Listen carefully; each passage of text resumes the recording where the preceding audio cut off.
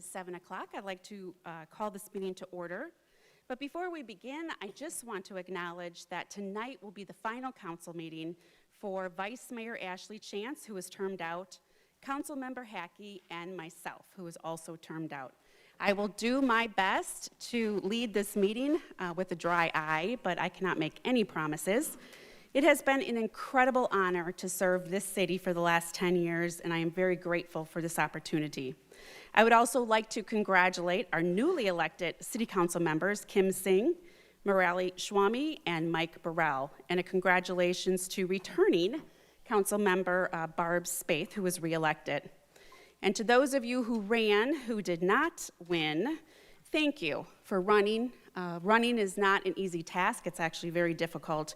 And your commitment to Mason is very honorable. So we appreciate everything that you have done, and we appreciate you running. All right, next we'll do the roll call followed by the Pledge of Allegiance. Councilmember Spaeth. Here. Vice Mayor Chance. Here. Councilmember Bennett. Here. Councilmember Hackey. Here. Councilmember Stricula. Here. Mayor Nelson. Here.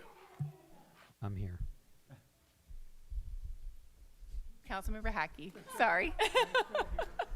And Councilmember Gibson. Here.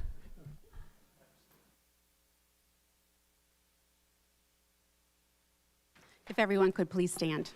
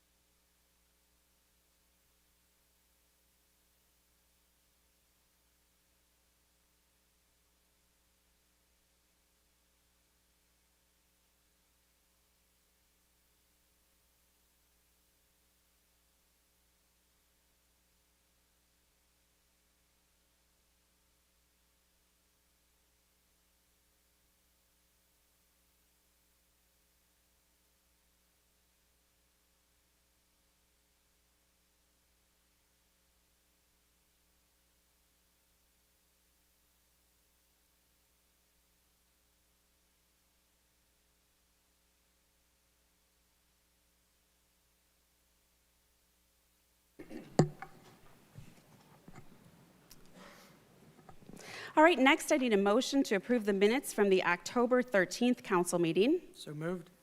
Second. All in favor? Yes. Any opposed? I'll abstain. I'm sorry. Abstain. Okay. Next is the city manager's report. Eric?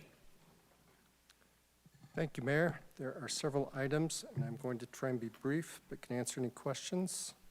First, want to remind everyone that tomorrow is Veterans Day, and the city is again partnering with the American Legion Post to host a Veterans Day ceremony that will be held here in the Municipal Center, right out here in the atrium. That begins at 6 p.m. Council is obviously encouraged to attend, and the public is welcome. For Council's benefit, the Area Progress Council is hosting the annual Economic Outlook Breakfast on November 18th. They'll be discussing the latest issues with workforce development, cybersecurity, and infrastructure protection. It takes place from 7 a.m. to 9 a.m. at Manor House. If you're interested in attending, please let Jennifer know. The city is again, for the second year, partnering with Mason City Schools and local organizations such as the Comic Cupboard, Shine Like Sable, Kiwanis Club, the Rotary Club, to help provide holiday assistance to families in need through the Community Holiday Help Program. It aims to provide students in need with something to read, something to wear, something they want, and something they need. Community members that would like to support that program have several ways which they can contribute, which can be found at the city's website, www.imaginemason.org, and encourage the community to attend. The city and city employees were very generous last year in providing assistance to that event. Coming up here rapidly is Thanksgiving. City offices will be closed on Thursday, the 27th, and Friday, the 28th, in observance of that holiday. The Community Center and the Aquatic Center will be open, but with more limited hours, which are available on the website.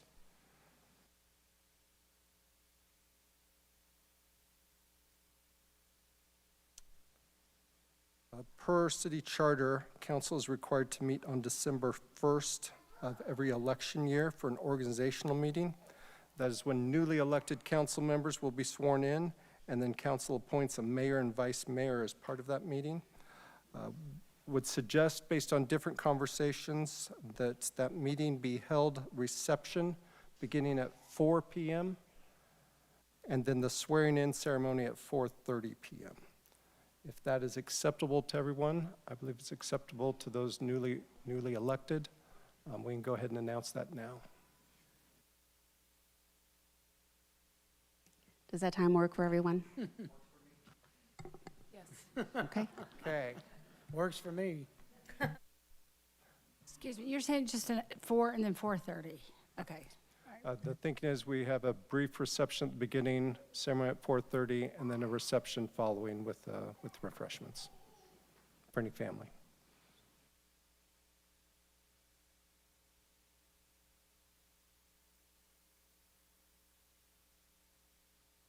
I think I'm getting 4 and 4:30 p.m. Okay. For the public's benefit, our next meeting will be the organizational meeting on December 1st. Much like tonight, it will begin with more of a social reception at 4 p.m., open house style. At 4:30 p.m., we'll meet in here where we begin the swearing in and selection of the mayor and vice mayor.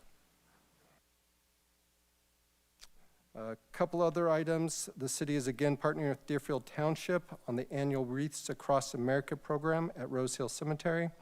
The effort is to make sure that each veteran that has been laid to rest at Rose Hill has a wreath placed at their gravesite as part of the official ceremony, which will be held on Saturday, December 13th. The program is approximately 50% of the goal. Members of the community interested in sponsoring a wreath at that effort can visit wreathsacrossamerica.org and go to the Rose Hill Cemetery section of that. Wreaths can be purchased only through December 1st.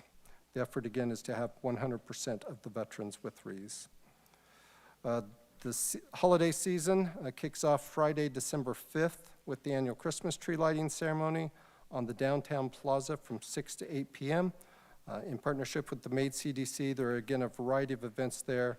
Photos with Santa, with the Arts Council, holiday music by Santa's Goodie Bag Band, Gingerbread Playhouse, Grinch Inflatable. I could go on, but you guys understand.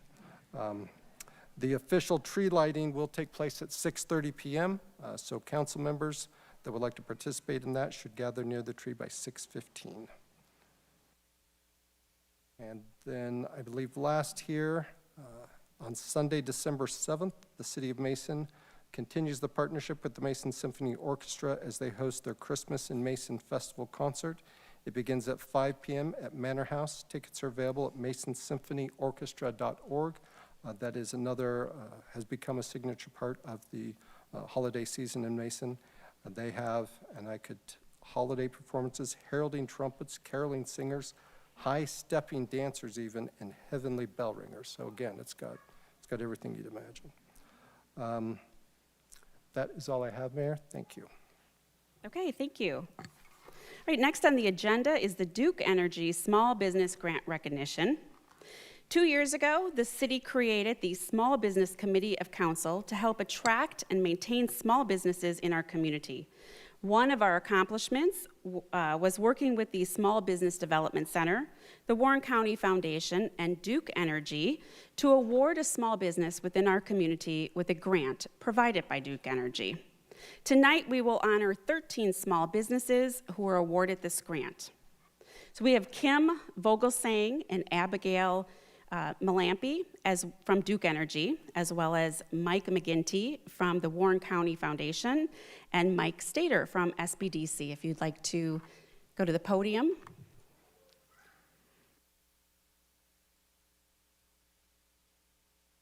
Good evening. Hi, I am Kim Vogelsang, and I have the pleasure of managing the foundation for Duke Energy, and I'm with my colleague, Abby Malampy. She is your government and community relations manager. She is all things Warren County. But like what the mayor said, you know, Duke Energy has a responsibility to give back to the communities that we serve, and Mason's a very important community for us. And we have been trying to be an active listener in the communities that we serve and figure out where can we make community investments where it makes the most sense. Where can we make investments that's most meaningful to help our communities thrive, to help create vibrant economies for now and for the future. And 5 years ago, we started this effort. You can imagine what happened 5 years ago. The small business community was annihilated. They've been suffocating ever since with inflation, record high inflation the past few years. Anyway, the story goes on. So we wanted to step up and partner with nonprofits, business centers, to figure out how can we invest in the communities where it makes sense. So with that, in this partnership, we are able to give grants tonight to, again, help some of these small businesses keep on thriving and keep your community as special as it is. So with that, should we go ahead and announce? Okay, so we'll have we'll announce the business name, and if you'll come up, we'll snap a picture. And at the end, we'd like to have all the small businesses come up for a group photo, and then we'll have some other remarks. Is that good? Perfect. Okay. First up, we have Yost Pharmacy.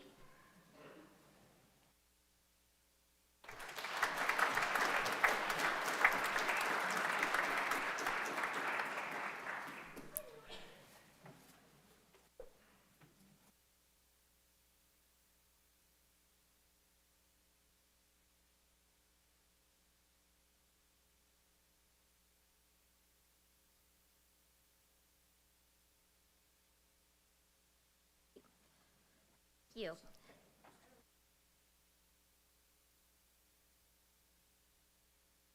Great. Perfect. Next, we have the Common Beer Company.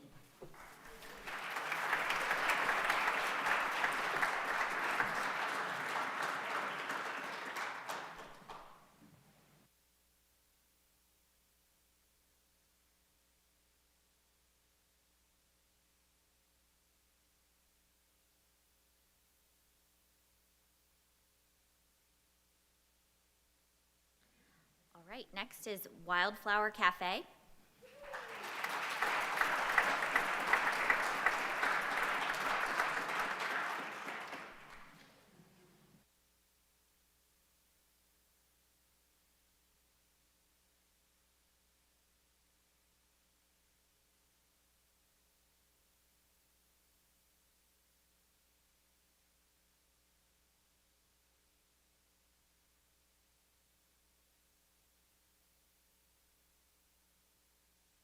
Next, we have Mims off Main.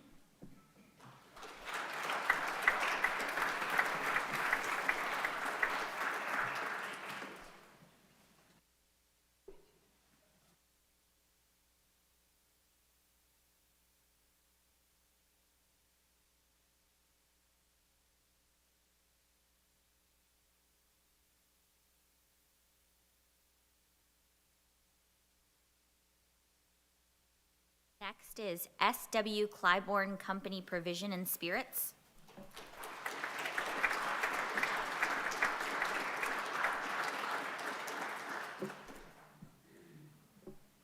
They may not be able to be with us today. Next is Wall Decal Decor, or World, excuse me, Wall Decal World.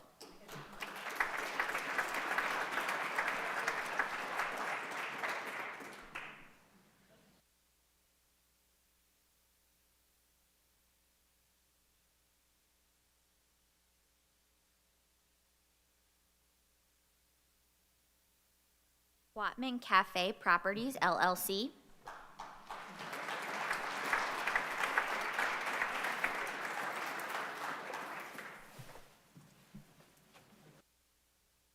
Okay. Next is Badges Drum Shop.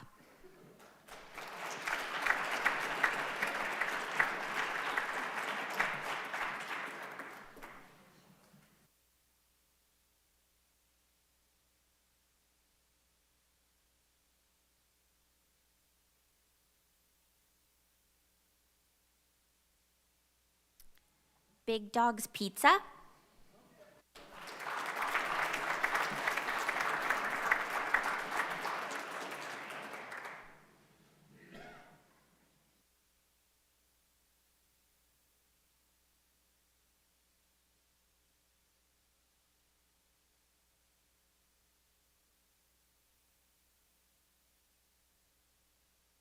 Bonton Full Service Salon.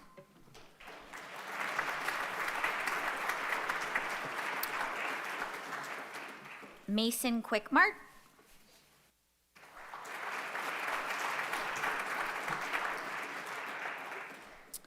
MBL Enterprises, Inc.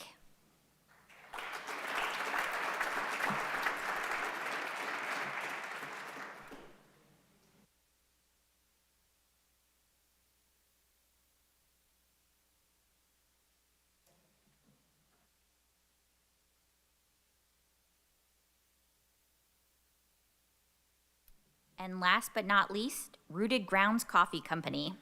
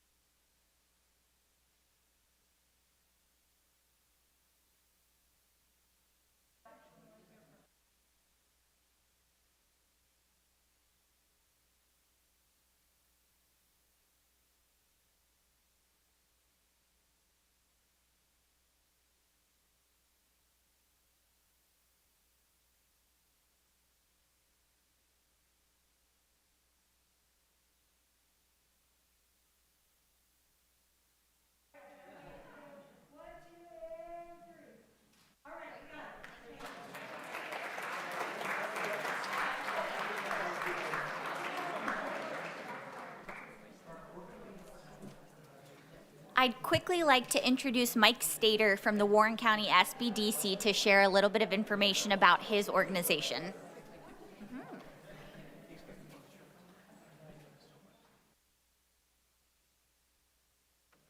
Okay, thank you, Abby.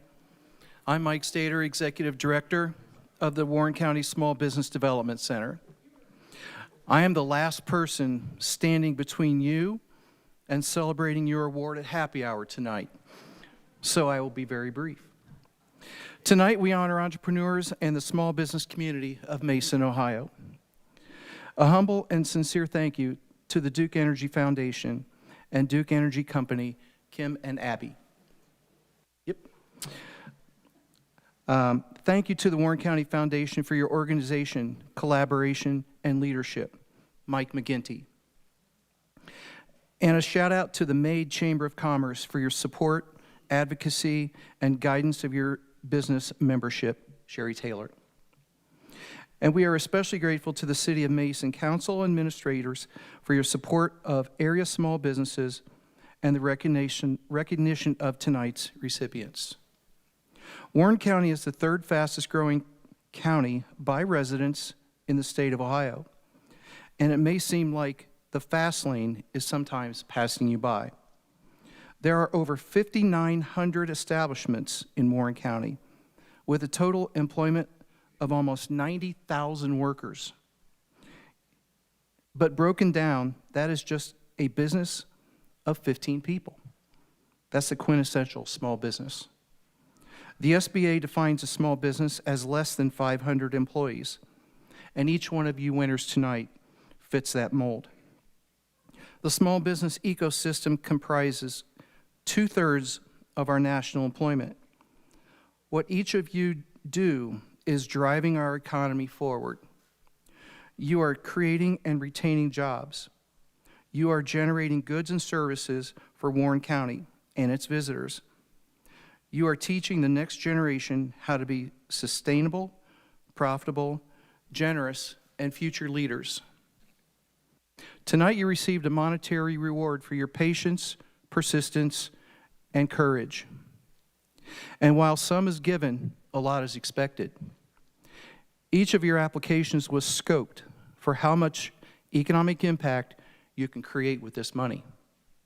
Some of you will use it on building upgrades, on advertising, or workforce training and development.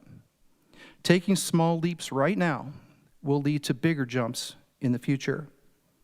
Perhaps other city and county businesses will notice your changes and success, and they will want to emulate your model. After all, imitation is the greatest form of flattery. So enjoy your moment tonight. Congratulations from the Ohio Department of Development and the Warren County Small Business Development Center. Job well done.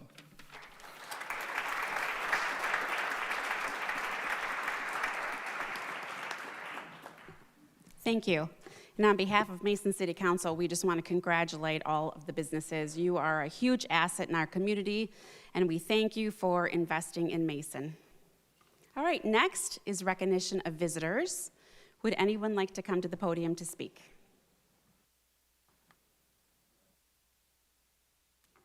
Okay. Oh, I'm sorry. I just want to let you know we do have a 5-minute time limit, and when you get to the podium, if you can please state your name and your address. Thank you.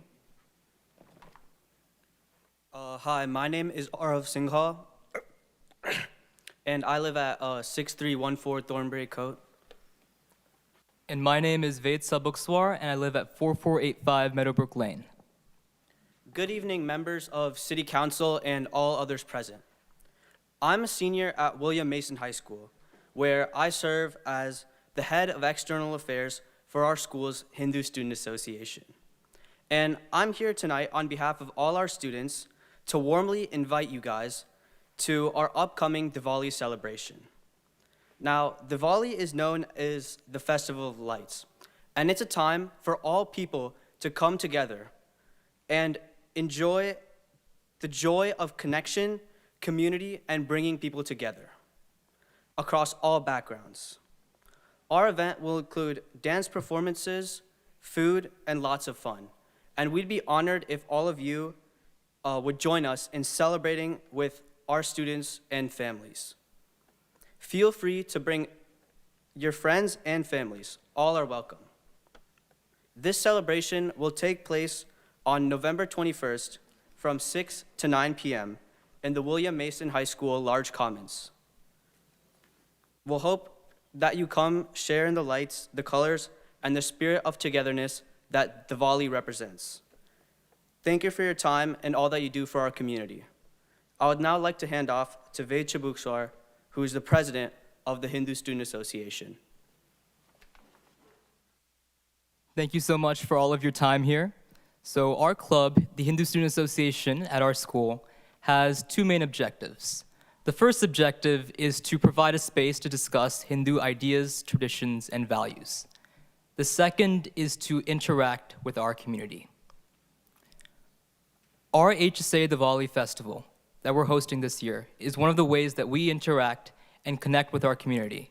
It is a way that we share a piece of our identity with all of you guys who are here in our Mason community. Now, this festival isn't just about Diwali. It is a culmination of Indian tradition, culture, and values, not just from Diwali, but from other festivals as well. We believe this is important because we want to showcase our culture, as we believe that the Hindu community is an integral part of our Mason community as a whole, which is why we would like to invite all of you to our festival on the 21st. Now, if we have permission from all the council chairs, we would like to hand out a formal invitation to all of you guys. Yes, that would be great.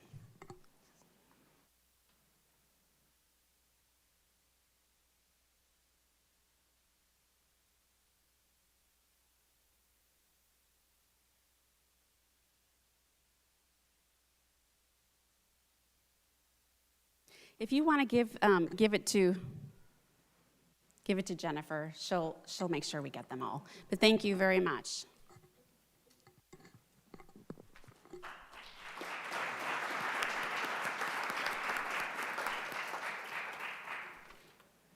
All right, thank you. If anyone else would like to come to the podium, now would be a good time. If you are here for the public meeting, if you could just wait until we get to that portion of the meeting for the for the zoning and everything. If you can just wait. I'm not here for the zoning. Are you here for the public hearing?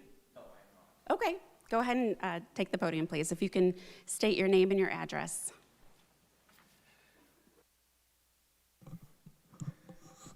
My name is Lance Klippinger, and I live at 5234 Derby Court. It is my hope that the City Council can help me with a problem I have walking my dog at Mason Parks. I do have a dog, and her name is Dee. We rescued her 6 years ago. She's a sweet dog. Kids love to pet her, which may be important later on.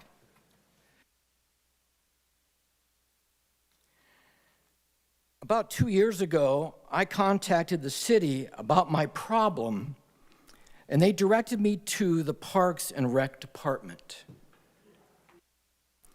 I told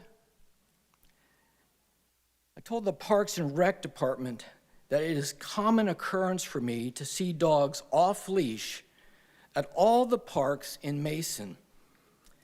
I told them that countless times I have had to reverse my walk when I see dogs off leash. I told them a few times I've had to quickly leave the walking path altogether and yell at the top of my lungs to keep dogs away from my dog. There have been many unpleasant walks over the past 6 years. I explained to them that all the cities and municipalities surrounding Mason have clear signs that say dogs must be on leash. I told them that the city of Mason is the only one that does not. I asked them if they would put up a few signs at each park, signs that simply say dogs must be on leash. They told me they would do something. Now, about a year ago, here is a sign they finally put up. If you can't read that sign, I'll read it to you. In a large font, the sign says, "Enjoy Mason Parks." In the smaller font, it says, "View City of Mason Park frequently asked questions to ensure a safe and fun experience."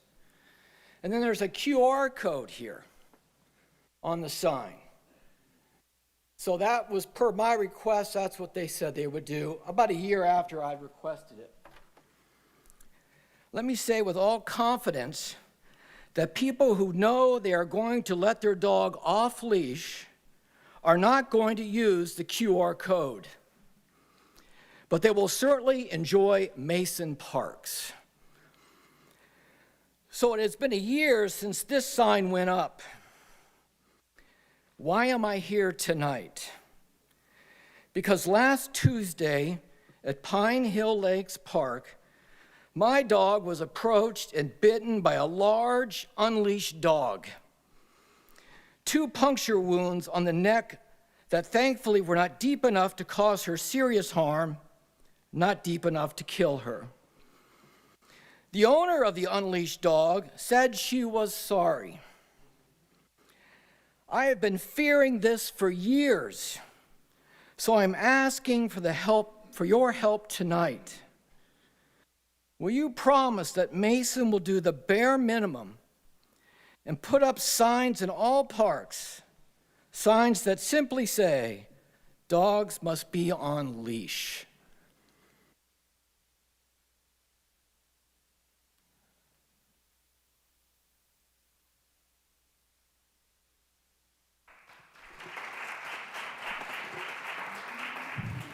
Let me say this. We have, as we just saw today, a city that's very multicultural, very diverse. I've lived here for 30 years. And as I walk my dog in the parks, I see that.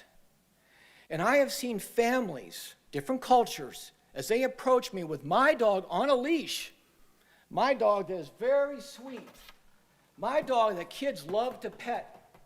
I have seen those families pick up their children because they're scared of my dog on a leash. And so because of that, as I see families approaching, I take my leash and I wrap it around my hand. And I'll even walk off the path to respect those family members because they don't know my dog and they may have different experiences with dogs. And yet, I see again and again people in public out on the main bike trails walking their dogs off leash in such a community that shouldn't happen. And it does. City Council, anything? Nothing? Sir, would we do recognition of visitors? It is the time for the public to speak to council. We normally do not have a back and forth conversation, but I can tell you that I will have city staff follow up with you. That is concerning, and I hope that your dog is okay. She is. She's fine. Okay, but I do understand your concern. That is concerning. I will have our city staff follow up with you. Thank you. You're welcome.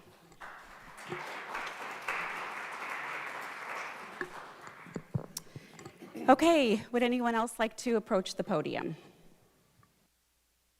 Okay, seeing that there is none, we are going to move on. Next, we have Resolution 2025-24. Jeff, can you read the resolution? Thank you, Mayor. Resolution 2025-24, commending Diana Nelson for her outstanding dedication and service to the city of Mason, Ohio.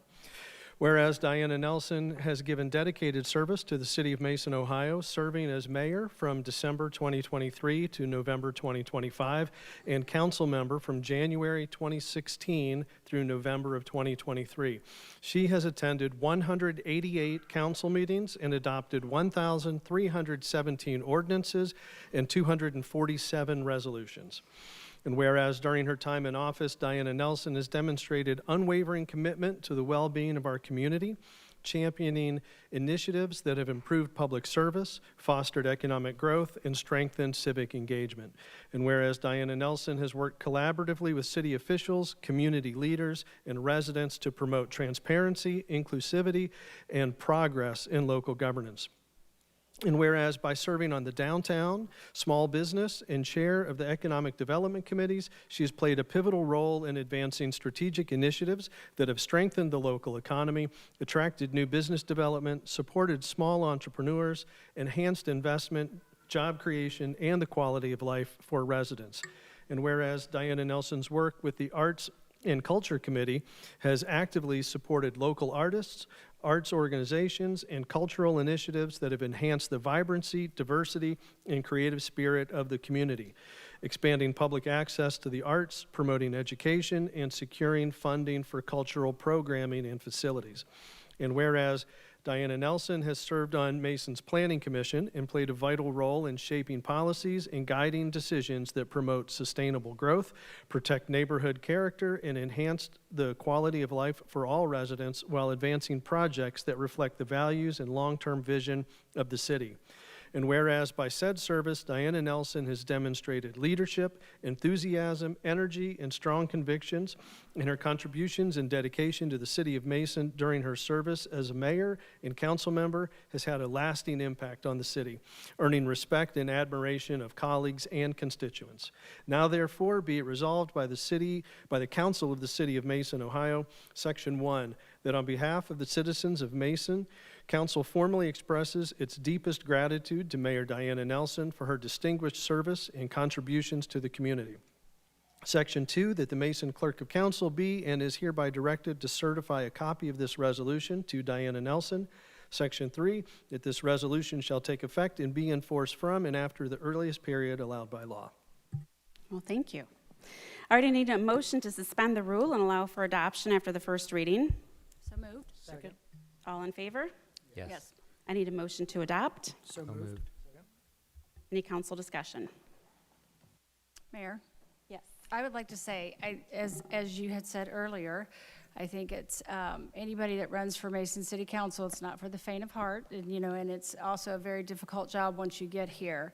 And I think that you should be commended for your public service. It's been 10 years, I think, and it is a very difficult thing to do, and you have done a wonderful job through your 10 years.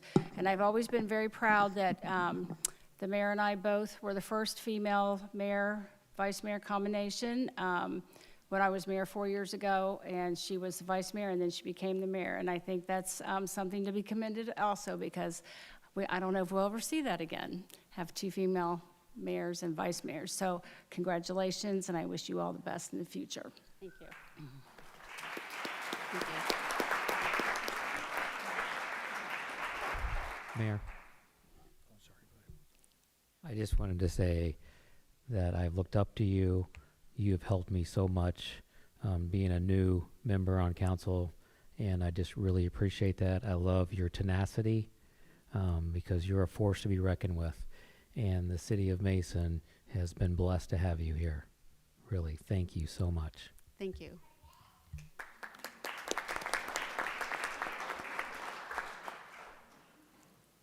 Mayor, thanks. Mayor, I don't want to take us back too much, but when we started working together 6 years ago, it was somewhat of a turbulent time for the city, for the council, and it was your strong leadership that helped carry us through that, and it made an impact. It made an impact on me. It made an impact on council, and it definitely made an impact on the city. And it was apparent, and you had a positive impact on the entire community. And I know whatever you're going to do, you're going to have a positive impact on. And so I appreciate it, and it's been an honor to serve with you that time. Thank you. Thank you.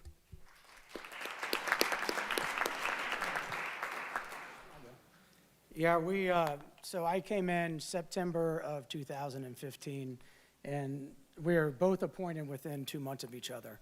And Diana and I have been ride or die together.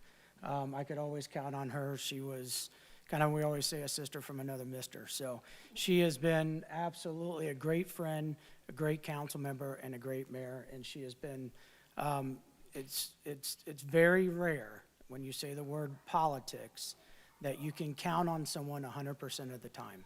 And and Diana is someone that you can actually count on 100% of the time. You might not like what she does or what she says, but you're going to get her honest opinion. And I greatly appreciate that.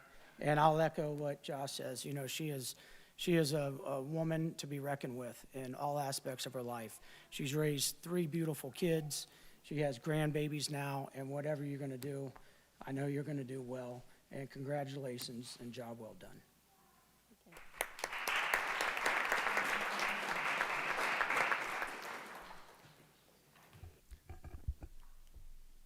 A lot has been said already, so there's not a whole lot left for me to say, but I was very honored to be one of the ones that voted for both you and Barb in the historic moments. You've both done an amazing job, and you have just rolled right into the role. See what I did there? Rolled into the role. No, you've done amazing. I've been very honored to work with you and work under your leadership as mayor. So thank you for all you've done. Thank you.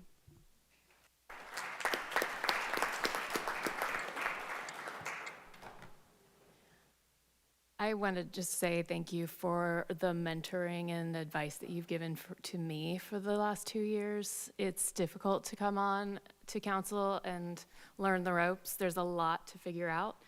And the phone calls, text messages, whatever, everything has just been really, really helpful. So thank you very much for that. I also really have enjoyed working with you on the Small Business Committee and the Arts and Culture Committee, seeing your passion for our small business community here, as well as the arts. It's something that I hope to carry forward. Thank you. Thank you. Well, thank you, everyone, for the nice words. I really do appreciate it. I'm going to say more a little bit later at the end, so I'll save it for then, but thank you very much. All right, I need a motion to adopt. I'm sorry, we did that. Okay, roll call, sorry. Vice Mayor Chance. Yes. Councilmember Bennett. Yes. Councilmember Hackey. Yes. Councilmember Gibson. Yes. Councilmember Stricula. Yes. Mayor Nelson. I abstain due to a conflict of interest. Councilmember Spade. Yes. We'd like to ask the mayor actually to come to the front of the room, and council members join her. We have several gifts we'd like to give the mayor as part of her farewell, and they'll help us with that presentation.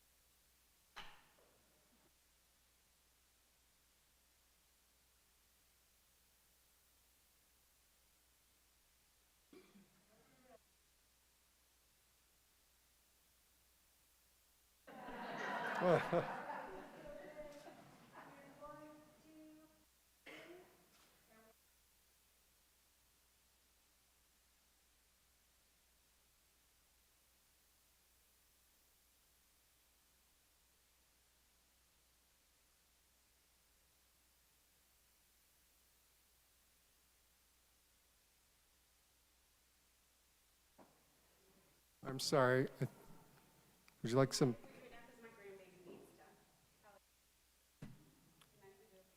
Oh, no, we're planning on, you interrupted me. I was going to ask your family to come up so we could get pictures with them. Maybe the grandbaby in the atrium is invited.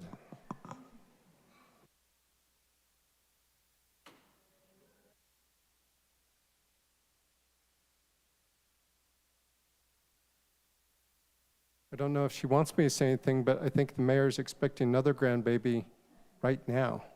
Right now. I think her other daughter is busy in the hospital, and hopefully tomorrow we'll be delivering.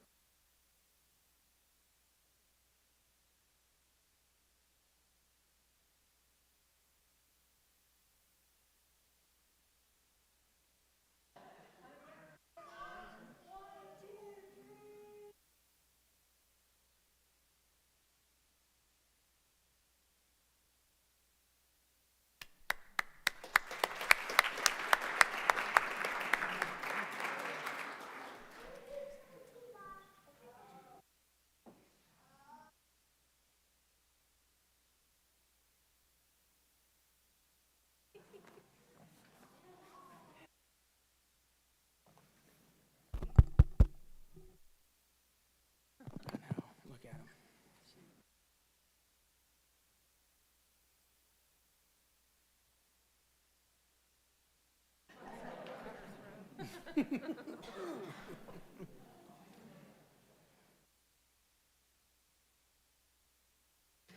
I think he's looking for the cookies that they took away. Is there any way that we can bring those cookies back out? Okay, on to Resolution 2025-25. Jeff, can you read the resolution in full? Thank you. Commending Ashley Chance for his outstanding dedication and service to the City of Mason, Ohio. Whereas Ashley Chance has given dedicated service to the City of Mason, Ohio, serving as Vice Mayor from December 2023 to November 2025, and Council Member from September of 2015 through November of 2025.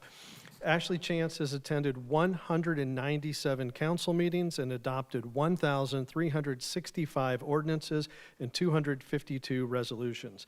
And whereas during this time in office, Ashley Chance has demonstrated unwavering commitment to the well-being of our community, championing initiatives that have improved public service, fostered economic growth, and strengthened civic engagement.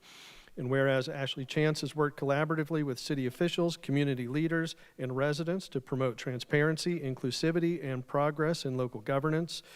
And whereas Ashley Chance's work on the Veterans Board of Affairs has advanced initiatives that honor the sacrifices of our veterans while fostering a culture of respect, gratitude, and inclusion for those who have served. And whereas Ashley Chance's work on the Golf Course Committee helped promote the golf course as a valuable recreational asset, and through strategic planning, advocacy, and collaboration helped preserve and expand the tennis facilities, serving Mason as the home for the Cincinnati Open. And whereas by serving on the Downtown and Economic Development Committees, Ashley has played a pivotal role in advancing strategic initiatives that have strengthened the local economy, attracted new business development, supported small entrepreneurs, and enhanced investment, job creation, and the quality of life for residents. And whereas by said service, Ashley Chance has demonstrated leadership, enthusiasm, energy, and strong convictions, and his contributions and dedication to the City of Mason during his service as Vice Mayor and Council Member has had a lasting impact on the city, earning respect and admiration of colleagues and constituents. Now, therefore, be it resolved by the Council of the City of Mason, Ohio, Section 1, that on behalf of the citizens of Mason, Council formally expresses its deepest gratitude to Vice Mayor Ashley Chance for his distinguished service and contributions to the community. Section 2, that the Mason Clerk of Council be and is hereby directed to certify a copy of this resolution to Ashley Chance. Section 3, that this resolution shall take effect and be enforced from and after the earliest period allowed by law. Thank you. I need a motion to suspend the rule and allow for adoption after the first reading. So moved. Second. All in favor? Yes. Yes. Any opposed? I need a motion to adopt. So moved. Second. All right, it's time for council discussion. I think I'm going to go first. Ashley, we began this journey together 10 years ago. Since then, we've run 2 successful campaigns, served side by side through some tough times, and built a friendship that feels more like family. You are truly a brother to me. We have not always seen eye to eye on some issues, but we were always able to move forward and do what is best for the city. And through it all, we never lost the respect or the trust that anchored our friendship. Thank you for your loyalty throughout the years. Your presence on council has been an absolute gift to this city and to me. I'm proud of the work you have done on council, and even prouder to call you my friend. Would anyone else like to speak? Mayor? Yes.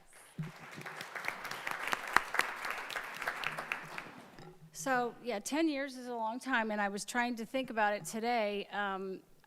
We pretty much, I think, have sat beside each other the entire time, except for when I was the mayor. And I guarantee you we passed a lot of little Post-it notes to each other, and I'm kind of looking to make sure none of them are still up here, because some of them probably we shouldn't let anybody else read, but it's really been, I just don't even know how to say what I think about you, Ashley, because I have so much respect. Ashley has, through the years, really gone through some rough times with people really treating him so unfairly and accusing him of so many things that were just absolutely not true and mean and nasty. And he stayed here. He didn't give up. I know probably there were a few times maybe you felt like throwing in the towel, but he has such strength and continued to be such a great council member through all of that, because no one deserves to be treated like he was treated for such a long time. And I just have so much admiration for you. And I just have to say this, because this is funny. So, like, his kids were pretty much babies when he started, and I've watched them grow up. And his youngest, Avery, tonight, she looks at me and she says, I don't know what I'm going to do without VIP treatment. And I said, it'll be okay. Yeah. So anyway, congratulations. You have been wonderful. And you are not a brother, probably more like a son to me. Yeah.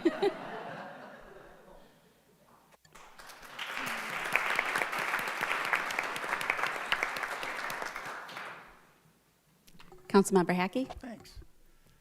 Where do I start, Ashley? My gosh, this has been an incredible journey. I'll have more to say later, but 4 years ago, we worked really hard together to get us here. That's my granddaughter, by the way. It's just been awesome working with you. You've put your heart and soul into this.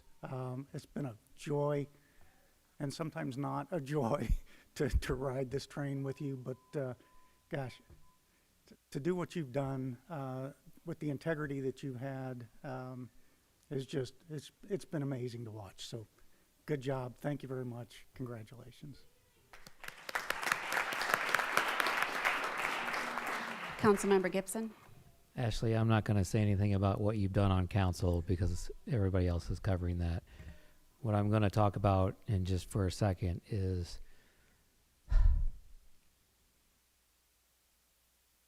the example of a Christian, faithful man that you've been for this community. And it shows your family, which I love. So, Avery, don't worry about it. You'll still get great treatment. But that's what stands out to this community, and people will not forget that, how you always stood up, you fought for us, and you were a great example of a great Christian, faithful man and husband. So thank you for that.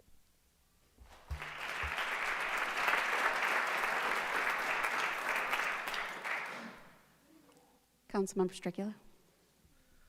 Thanks. I made it through one. We'll see. I don't know if I can make it through two, and definitely can't make it through three. I brought my own Kleenexes because the government supplied ones are not very soft. And I brought them out, and Councilmember Hackett was like, "What? Are you gonna cry?" Yeah, probably. It's gonna happen. I love you, man. 6 years, and I'll never forget our first meeting. Actually, probably 6 years ago at Crossroads Church, and looking back on it. You were so extremely patient with me because I was ridiculously naive and just had no idea what was going on. And again, in different ways, your leadership, again, helped carry us through a very turbulent time in this city. And you started out as a colleague and a mentor and became a friend and a brother. I appreciate you. I appreciate everything you've done for this city. Thank you.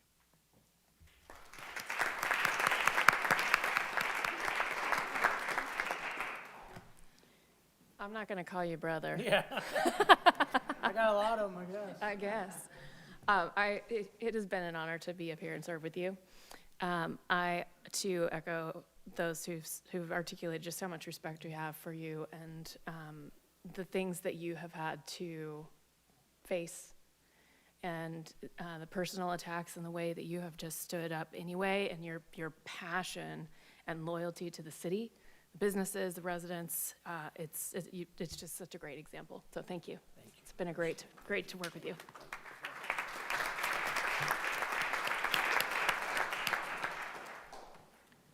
All right, well, goodness gracious. I thought I was prepared for this, and then these guys talk about tissues.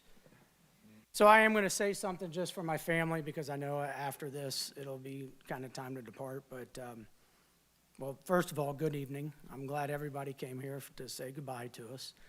But tonight is bittersweet. After 10 years serving on Mason City Council, it's hard to believe this chapter is coming to a close.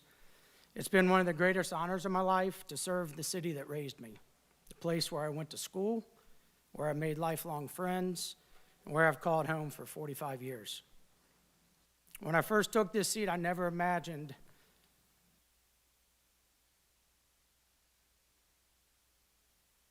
how deeply this experience would shape me.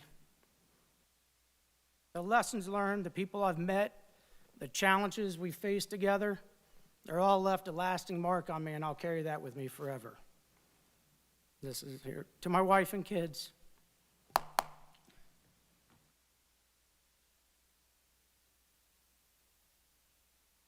Yeah, do something, punch me. Hey, thank you. You guys have sacrificed more than anyone knows.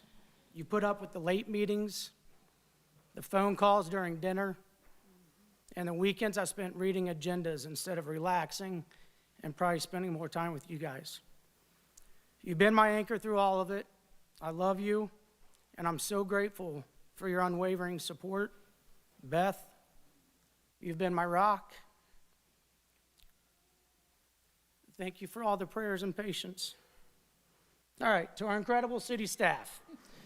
So you guys are the heartbeat of Mason. Your dedication, your hard work, and your care for this community, and that's what makes Mason special. I've learned so much from you, and I hope you know how appreciated you are, even when it's not said enough. And there's one story in all my 10 years that stick out. We moved to Mason in 1980, and my father was in the military, so when we moved here, we had no family. And our neighborhood grew up in Winding Creek. That became our family. And still to this day, we're close, and we still call each other brothers and sisters. It's kind of a theme here tonight. And one of the gentlemen's, Dick Caines, was passing away. Hospice brings him home. My brother and I go over there to visit him, and sitting there talking to Dick, he said, "Ashley, there's a pothole when Patsy pulls out of the driveway, and I don't want her hitting that pothole." And I said, "Well, I don't fix potholes, but I know who does." I know Eric doesn't like the limelight. I called Eric Hansen. I said, "Hey, here's the story. That pothole was filled within 30 minutes. That's the type of city we live in." And Dick passed away 2 days later, but his pothole was fixed, and Patsy wouldn't hit that. So thank you, Eric. So to my friends and family and all the residents who encouraged me, challenged me, and believed in me, thank you. You kept me grounded and reminded me why I started this journey in the first place, to make Mason the best it can be. I'm proud of what we've accomplished together. We've seen growth, tackled tough issues, and worked to keep the small town heart that makes Mason feel like home. My prayer is that we stay on this trajectory and we continue to make Mason the best place to live, work, and raise a family. And to the next council, I know some of you in here tonight, I wish you courage, compassion, and conviction. Keep listening to the people, keep putting community over politics, and keep moving Mason forward. It's been an incredible ride, one I'll always cherish, and I just want to say thank you to everyone for trusting me to serve you. I'm forever grateful for the city and the people who make it so special. So thank you, Mason. God bless you all, and God bless America.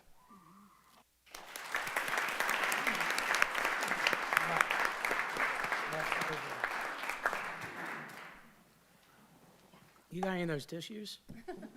Yeah.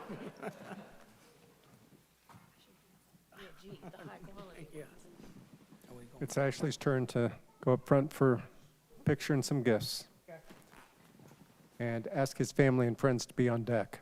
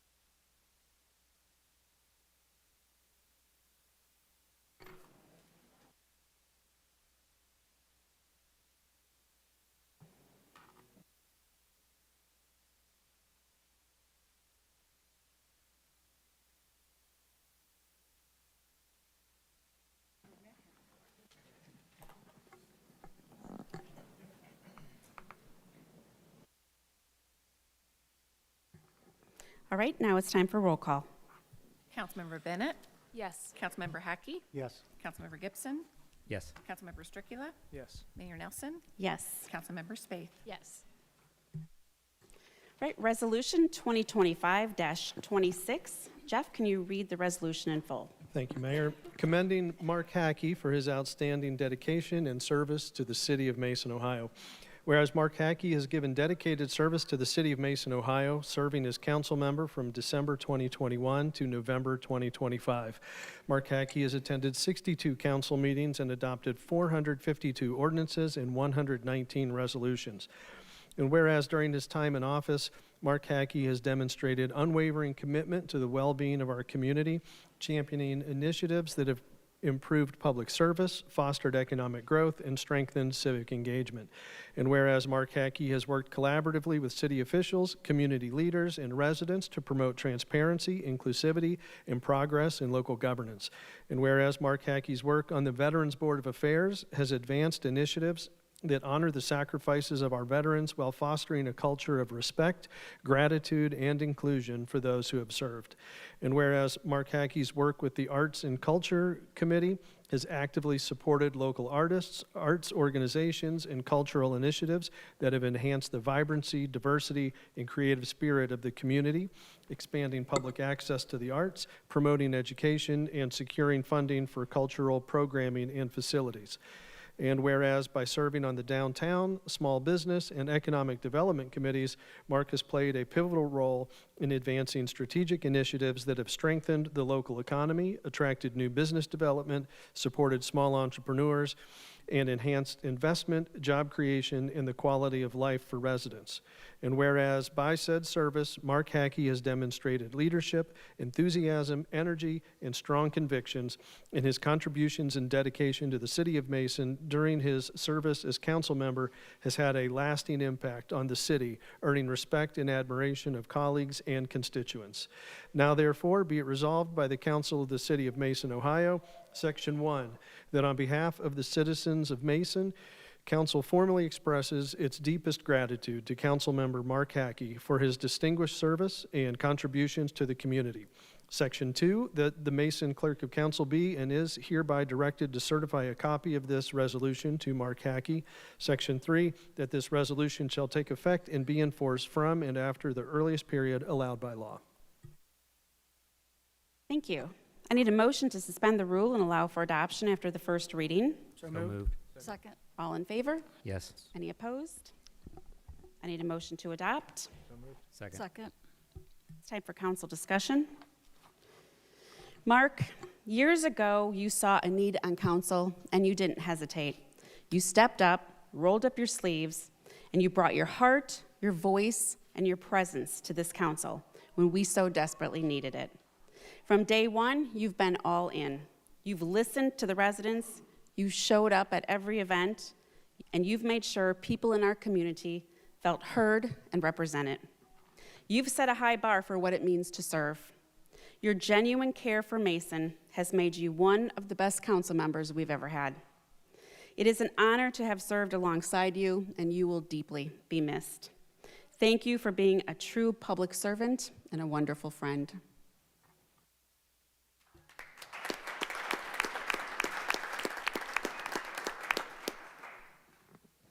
Mayor? Yeah. Mark, I just want to say it's been really great working with you for the past 4 years. I'm really tremendously disappointed that it's not going to continue for another 4. But there's always a reason why everything happens, and so maybe there's something greater getting ready to happen, I think. But I really think that you have really done such an outstanding job. As the mayor mentioned, you just have been all in and have done so many wonderful things, getting involved in so many of the downtown and so many of the things that's going on in the community. And some of that work is showing tonight. We're going to vote on that tonight. So you have so much to be proud of. I hope I know I'll still see you. I'll see you at Kiwanis every week. But anyway, I'm definitely going to miss working with you. Thank you.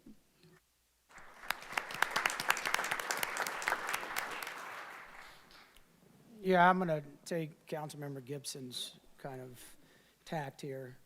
You know, as the mayor said, you saw a need. and you stepped up, and you stepped up to where I say it now, I've said it publicly many a times, you're probably one of the best council people I've ever served with. And the reason why is because you understand the role of Mason City Council. And that is a big deal.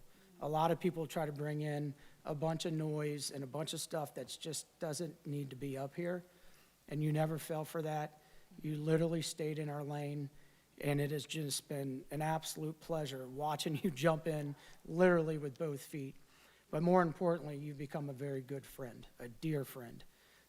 You're one of those guys that I know if I'm in the need, I don't care what the situation is, I could call you.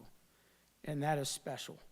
And I appreciate it. I know, we'll have plenty of time to hang out, and it has just been an honor to serve with you. And I greatly appreciate you as a person, as a council person, as a grandfather, and as a husband. And you, my dad left, but your military, I love serving with you on the Veterans Board of Affairs, because as a 22-year vet, that was near and dear to you, and that's something that's very near and dear to me, and it was very special watching you put your heart and soul into that. So thank you for that, and Godspeed, and enjoy Mexico? Caribbean. And close enough. Enjoy, brother. Thank you so much.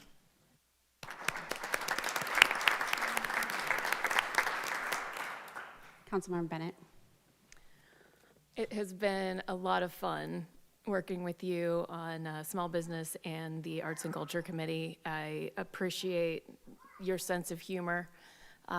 Also, you just have a real quiet wisdom and ability to listen that I value tremendously. I think that the Vietnam Veterans Welcome Home Parade might be one of the most meaningful things, and the fact that you were the one who took that idea and made it a reality, I hope that's something that you're really, really proud of, because it was really, really well done. I have heard that you have a legendary level of organization that, so you've got big shoes to fill. Like you actually have set the bar very high on the committees that you chair. So thank you for that, and it's been an honor to work with you.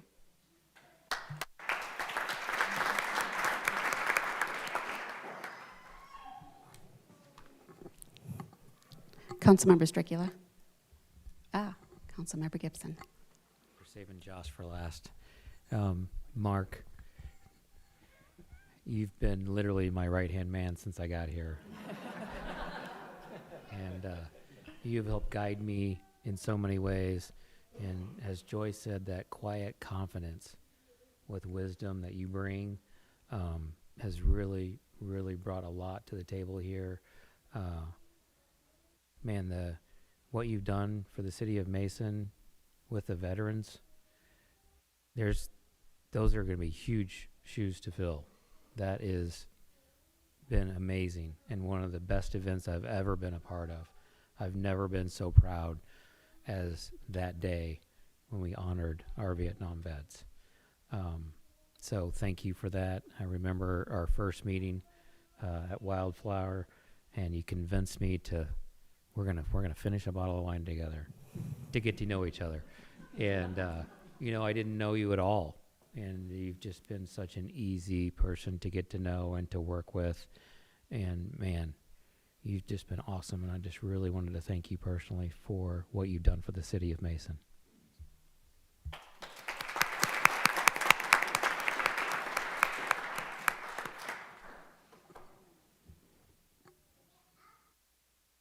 Mayor. Yes. Thanks. Councilmember Hackey, we've been friends for a long time, long before we even worked together on council. And there's been so many just nice things that have been said about you. And as a friend, I'm not going to do that because I don't want you to have a big head. So, you gave me the honor of speaking at an event not that long ago for you. And I said a lot of nice things about you then. Most of them were all true. So I wanted to mix things up tonight, and I thought that instead of repeating myself there, I thought I'd do what any normal person would do when their colleague is leaving their employment, and I wrote you a poem.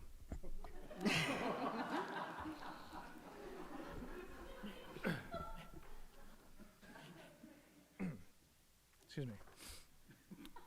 This is Ode to Councilmember Hackey. Years ago, we met at a networking event. Shortly after, I found out your wife has an accent. Is Nicole still here? Nicole? Yeah, she Oh, is. good, good. I saved the best comments for last, of course, in honor of your years in the chair. Hold on, that's wrong. That's supposed to say air. In honor of your years in the Air Force. That's a typo. You've served your country with honor and grace, 2 decades of duty in many a place. Then back at home, you never did rest, helping the community with all of your best. From veterans' causes to city affairs, you've shown what it means to truly care. So here's to you, Councilmember Hackey, and hoping that it won't be long until you're a backy.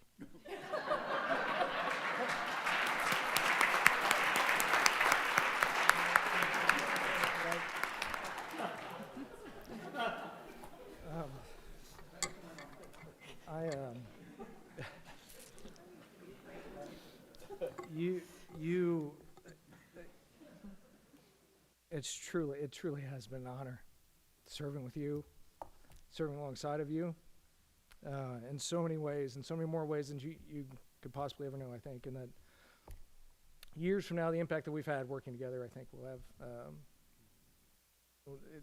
have a positive impact on my life. And so thank you so much for everything that you've done for the city, for us here on council, and for me. And thank you for being my friend. Yep.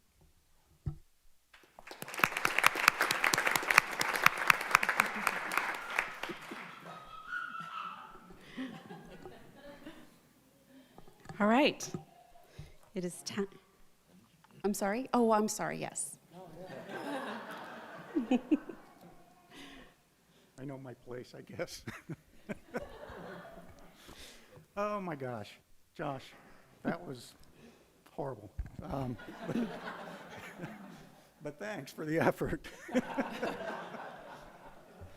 Oh, this is bittersweet. This has been an amazing ride. Yeah, she's saying granddad if you can't understand. 5 years ago, Diana, Ashley, Barb, and I decided that we were going to work together and do everything we could to get our city on the right path. We worked hard together on vacation. I was literally on the beach in Florida with my family, having conversations with Ashley, and I even talked about that at our organizational meeting, and I think I called you my council wife at the time. Is my name? I didn't make it up. Yeah. But it cemented that part of the team and got us moving forward, and obviously it got us to the point where the 4 of us got 3 of them back on council, me on council, and got to start doing some really important work, moving us forward, moving us away from just a bad time for our city. Even sitting out in Napa, California with our good friends, sitting there drinking some amazing wine. You may catch on to a theme here shortly. Scott started talking about wine. But just evaluating, looking at all the possibilities, looking at where I was in life, and looking at what could I do.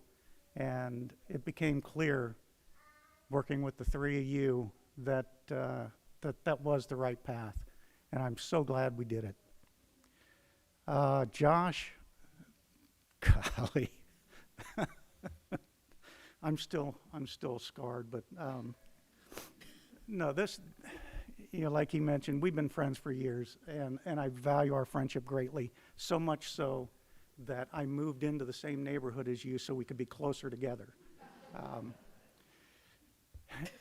This has truly, it tested our friendship at times, we haven't agreed on everything, but we worked very hard together, and it just remember, I was always right. But more importantly, it enhanced our friendship. You, Holly, and the boys are just like family, just like everybody here that we've been working with. Scott and Joy, you guys came in 2 years into my 4 years and just helped us continue what we were doing, kept things moving forward. Sitting here in this corner, the three of us, they had to keep us in line sometimes. We got a little carried away, and they would have to snap the leash on us a little bit, but it's been an absolute blast. I've enjoyed working with all of you. Let's see, Eric, Jennifer, Kurt, I know I saw Jenna earlier, all the members of staff, everybody that's been up here working with us, doing all the work. You guys made it easy. This would be such a different story if we didn't have the most amazing staff and administration that any city has ever had. So for those of you coming in, Mark, Kim, they're the best. That's all I can say. To my family.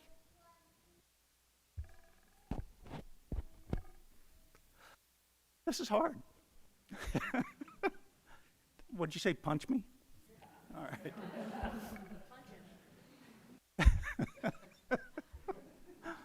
I'm glad you brought these. They're very soft.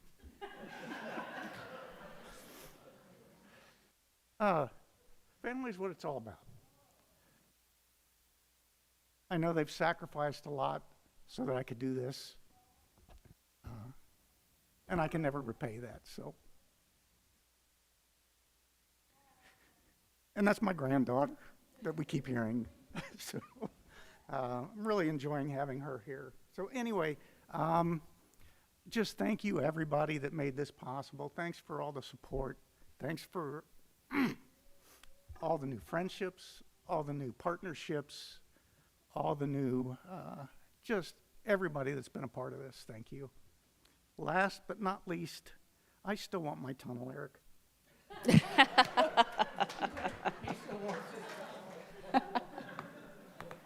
That's all I've got. Thank you.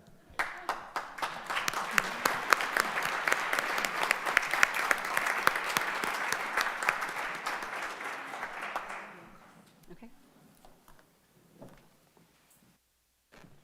You could come forward, Mark, with his family on deck, please.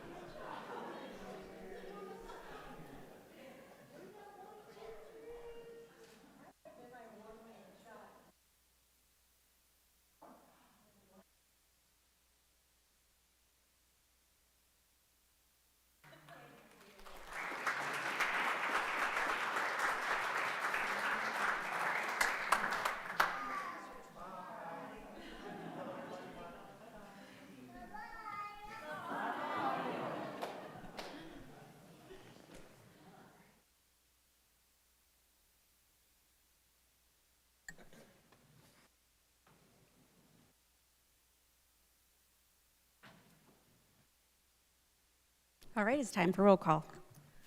Councilmember Gibson, Yes. Councilmember Stricula, Yes. Mayor Nelson, Yes. Councilmember Spaeth, Yes. Vice Mayor Chance. Yes. Councilmember Bennett. Yes.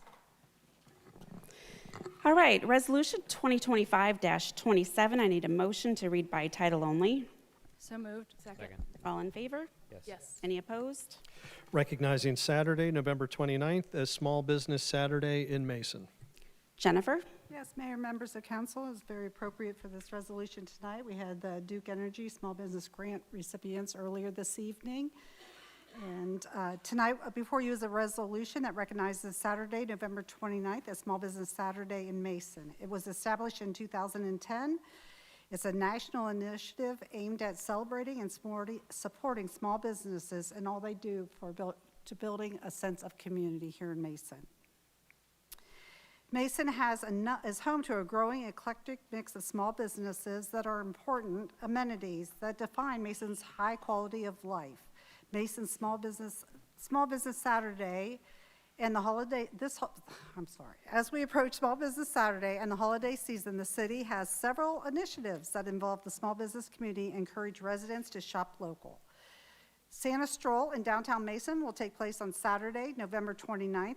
As part of this Saturday celebration, Santa will be making his first appearance of the season in downtown Mason from 12 to 2 o'clock p.m. as he strolls along the Mason Mile, visiting various businesses and handing out special treats to those shopping and supporting Mason small business. Next initiative is Shop Local at the Mason Community Center. This is a very popular event where we feature over 40 vendors of area merchants as well as home sales representative. They'll be located along Main Street at the Mason Community Center. This event highlights the creativity as well as the entrepreneur spirit here in Mason and for the community to find a unique or handmade gift for the holiday season. Next, I'm sure most of you have seen as you drove in this evening, we have some new street banners that help support and promote our Small Business Saturday. Those were created, again, just to help drive businesses to our downtown Mason merchants. Welcome home to the holidays calendar. As many of you are already aware, Mason has a community calendar that came out approximately about a year ago that groups and organizations in Mason who are hosting an event are encouraged to put their events out on the calendar so that the community is able to participate in those events. That calendar has been so successful that we decided to develop one for the holiday season. So if you go to our website, you'll find the Mason Community Calendar. And it'll have most of the events I mentioned, as well as some of the events that Eric mentioned earlier this evening. With that resolution 2025-27 is recommended for adoption. Any questions? All right, thank you. I need a motion to suspend the rule and allow for adoption after the first reading. So moved. Second. All in favor? Yes. Any opposed? I need a motion to adopt. So moved. Second. Council discussion? Roll call? Councilmember Gibson, Yes. Councilmember Stricula, Yes. Mayor Nelson, Yes. Councilmember Spaeth, Yes. Vice Mayor Chance. Yes. Councilmember Bennett, Yes. Councilmember Hackey. Yes. Okay, next on the agenda is the public hearing and second reading of ordinance 2025-74. I need a motion to read by title only. So moved. Second. All in favor? Yes. Any opposed? An ordinance to approve the Mason Mile Master Plan for downtown Mason.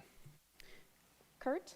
Yes, thank you, Mayor and members of council. I'd like to describe actually all three of the public hearings just briefly. The first one, the Mason Mile Master Plan, is essentially a broad document that acts like our comprehensive plan does for the whole city, but this is really for the Mason Mile downtown area. Second is the zoning code that would support many of the overarching parts of that plan and allow it to be possible. And the third is the actual rezoning of the downtown area to the new sub-districts that are created within that zoning code. There's several of the MAID CDC board members I saw here earlier have put a lot of time and effort into this. Sherry, Randy, Greg, almost Casey and Kathy are here. Hopefully I'm not missing anybody. In addition to them, staff has put in a substantial amount of time in all of these documents, namely our planner, Jordy Bacon, who's here to answer questions tonight. But first, we'll have the team from Household Levine will be here to do a presentation and talk through all the documents. So I'd like to bring, or Sherry will introduce Nick and Nicole. Thank you. Thank you, Kurt. Well, good evening, Mayor, Vice Mayor, council members, staff, and community members. Tonight marks a very meaningful milestone for downtown Mason and for the people who have really helped to shape its future. Thank you to everyone who has played a role. There's countless people involved in this process.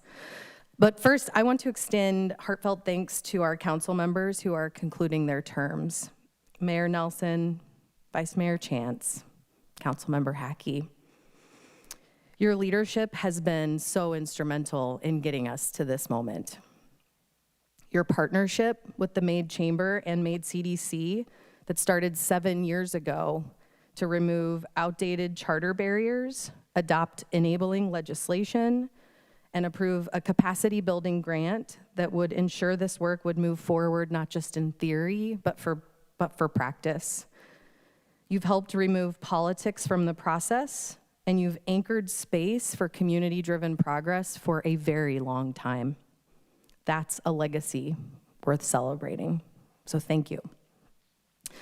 Now, after years of listening, planning, and showing up, we're proud to unveil the Make the Mile Master Plan and updated zoning framework, a bold people-first vision for downtown Mason's 1 mile stretch along US 42. We know it's been a very long road, as we've talked about this evening, and at times we always talked about, it felt like we were planning to plan the plan for the plan, but every step was very intentional. We moved slowly to build trust, foster inclusion, and ensure that every voice had a seat at the table. Because when you're shaping the future of a place as special as downtown Mason, you don't rush, you listen. So this master plan is more than a document. It's our guide, a shared blueprint for a vibrant, walkable, and welcoming downtown that reflects the heart and hopes of our community. It's rooted in deep public engagement. We had over 700 community surveys were collected. We conducted more than 60 workshops and interviews, and we held years of quarterly meetups and neighborhood gatherings. Every idea, from trail connections to storefront lightings to civic plazas to the farmers markets, has helped shape the recommendations. The result is a vision for downtown that is safer, more connected, and full of life. And a tagline we use often is "Make the Mile fun, active, and beautiful." Alongside the master plan, the city will be hopefully releasing updated zoning recommendations to support this vision. These updates will enable thoughtful development, encourage mixed-use spaces, and preserve the charm and scale that make downtown Mason unique. We're excited to work hand in hand with the city to make this vision a reality, together moving from ideas to action and from planning to progress. So now I want to take a moment to recognize our planning partners at Household Levine, Nick Davis and Nicole Campbell, and their team are absolutely incredible. Their professionalism, their creativity, their tireless commitment have been instrumental in helping to get us to this point. From countless updates and refinements to additional work that helped us align more closely with the city's goals, their expertise has helped turn community input into a clear, actionable roadmap. So with that, I'd like to invite Household Levine to walk us through the highlights of the plan. Let's make the mile.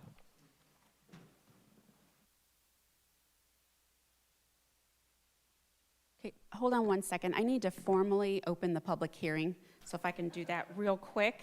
But I also want to point out that we do have 3 public hearings, so if you can make sure that you're speaking at the proper public hearing, that would be great.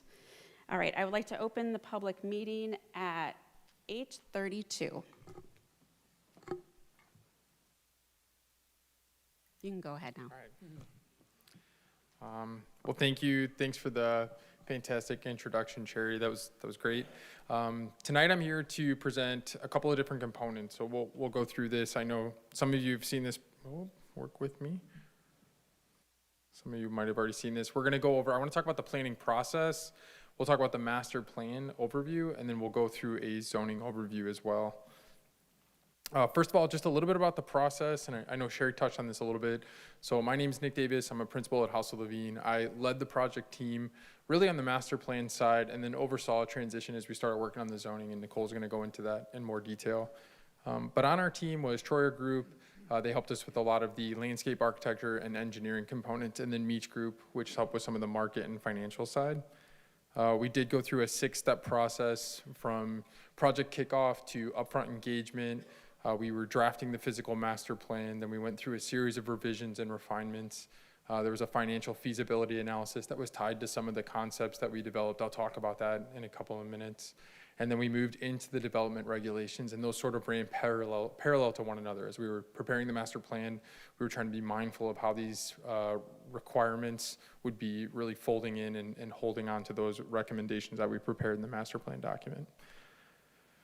We had a PAC, so we worked with the project advisory committee. We held a series of meetings. I think we originally thought we'd have 2 or 3. We ended up having 4 meetings, that final one being a virtual meeting just to talk through some of the requirements that we were starting to build into the actual recommendations that were going from master plan to code. We provided this public-facing opportunity. They were really our touch point to make sure that as we were going through this process, that it was very Mason-centric, tying into a lot of the recommendations that you wanted to see in this plan that was coming from previous documents. They helped us by attending workshops. They did a great job bringing people to those outreach events. They were reviewing key plan components, that type of thing. So members on the PAC, and I won't list all of these names, but these were the people that participated throughout this process.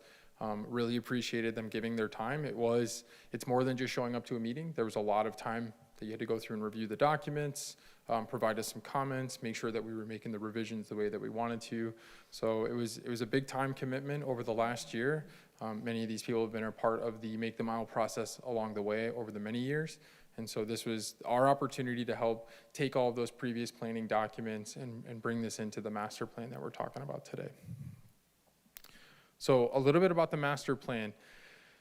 This will help reinforce the vision that was initially established in the Make the Mile process. So a lot of the initial ideas or concepts, things that people have been expressing that they'd like to see or issues that needed to be addressed, all of that's really trying to be resolved inside of this master plan. It is a roadmap for the next 10 years, so where your comprehensive plan might be more 20 or 30 years out. This is a bit more dialed in. You're looking at things like what can we do next year, what can we do in the next 3 to 5 years, and the horizon being that 10-year mark. It's a policy document, so I know Kurt mentioned that already. So this is a broad document. It's meant to address a series of recommendations. It's kind of across transportation, placemaking, land use. So there's a lot of components that are inside of this master plan that we're addressing, but still policy. So there's no requirements that are in this. That's really for the zoning side, which we'll talk about. Foundation for decision making. You should be using this as a tool in the future to make decisions if you're evaluating a development proposal, or if you're considering what kind of improvements should we be making to parking or transportation connections, or potentially a gathering space. You should be using this document to really inform what those decisions are, because that's pulled from a lot of the feedback that we've collected along the way. Capital improvements, and it'll support capital or also grant funding. One of the things that we talked about before is if you are seeking grants, this is a document that you can use as a tool to help support those grant opportunities. They're going to ask, is this a community supported concept? And you can point to this plan and say yes.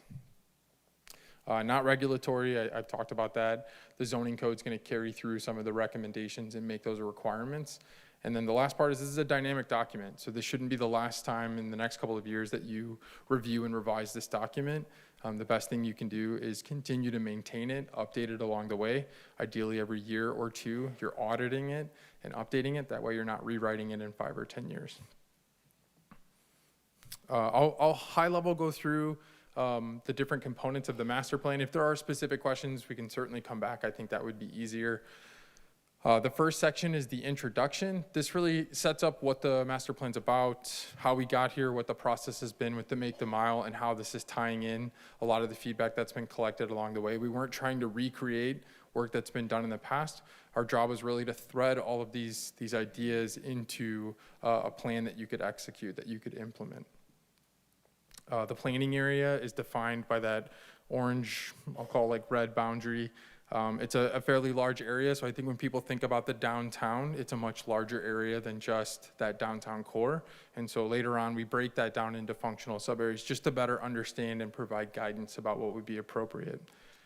We go through what the process is, how we were developing the plan, who was involved, what the meetings looked like, that type of thing. The next section is section 2. It's very much about the private realm. So that's private property, what's happening within specific properties throughout the downtown area. We start to talk about what the uses are that are appropriate in the downtown area. And so we don't specifically identify, this parcel must be this use. Our approach here is to be somewhat flexible. And so within each functional sub-area, and I'll talk about that in a second, there's a range of uses that would be appropriate. But throughout the entire Mason area, Mason downtown, these are the uses that you could expect to see. And we did the same thing for building types. So it's not one building type is appropriate for one specific parcel. There might be a couple of different building types. And we're just trying to give some clarity on if you were to propose a building type, this is roughly what it would look like, just to give a sense of expectation and what you would see in the future. We start to establish what the built form should be. So just giving some guidance on what setbacks look like, what the building heights should be. What is a street wall? Why do we want to maintain it in some areas? Why do we want to improve it? Start filling in some of the gaps. So that might be infill development, bringing those buildings up closer to the sidewalk to create that pedestrian environment. Where's parking located? What type of parking is appropriate? How do we reduce some of the parking requirements that might exist in the downtown? Where do we need to make sure that we're prioritizing parking in the future? So there was a lot of discussion around parking, so we're trying to provide solutions both in recommendation and also within the code to make sure that future development is taking into consideration what the parking impacts might be. We talk about site access. How does a pedestrian enter into a site? How does a vehicular access point get navigated in the future as you're starting to consider new development?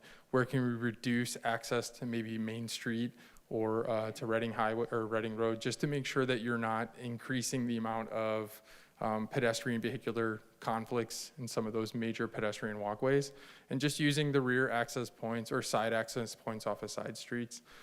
Those are things that we're trying to do just to create a more pedestrian-friendly downtown space. One of the things that we talked about was the downtown parking district approach. And so we identified on East Main Street, which is that I'll call cyan blue, and then West Main Street is that purple. It's just showing that in the future, if you're able to start to consolidate parking or consolidate the parcels in the back, so space behind the buildings that are fronting some of these main roads in downtown, where could you start to locate a more connected parking district? So it's going to span across more than one parcel. This is going to be a block approach. This is going to give an opportunity to increase the amount of parking if you're able to apply this kind of at a block by block behind buildings. So you're creating a more efficient use of that space. It's all connected. You're using the side streets to access. You can limit or even remove access points directly onto Main Street. It's just an opportunity to create a more coordinated parking system. This is what it would look like on Main Street West. This is generally the area on Main Street East. And the code sets up the parameters that you can use to help guide what the future parking system would look like in the future.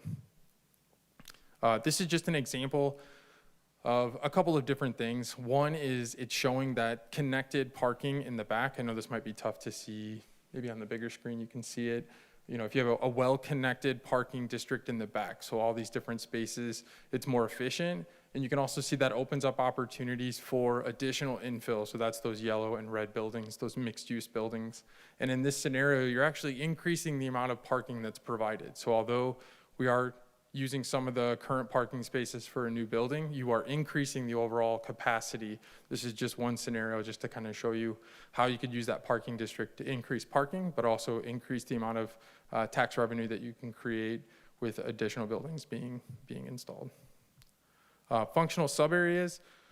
This just gives us a better sense of how to start to program a couple of different things. It focuses on the land uses, because each one of these areas have different uses that we would allow. And you can't look at this all as kind of one, all of these uses would be appropriate. We're trying to give some priority.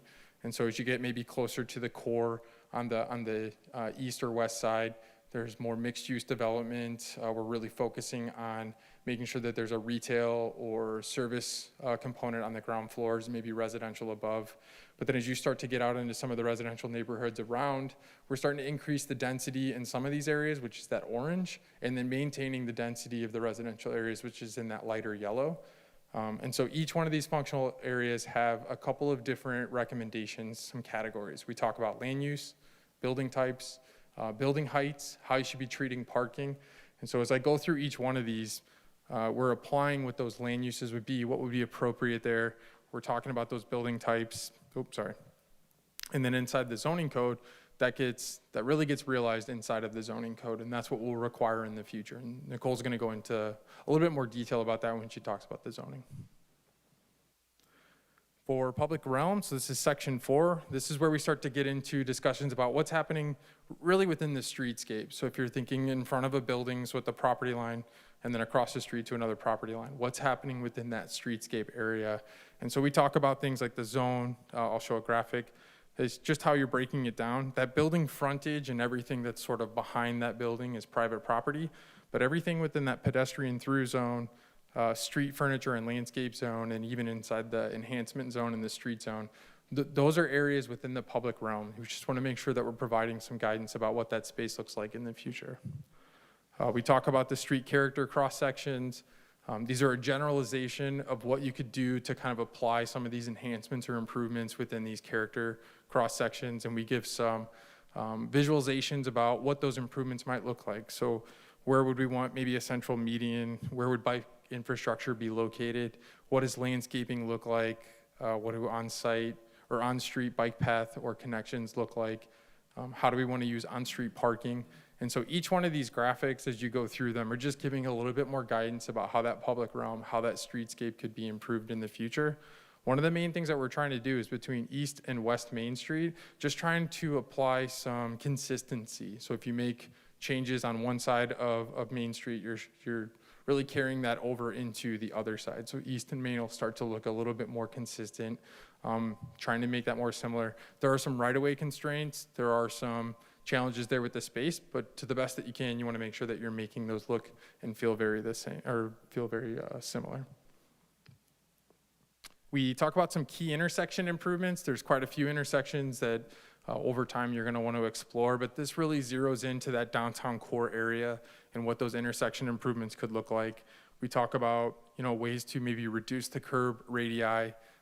Although that's been done in the past, you can continue to kind of narrow that radii just to reduce the turning speed.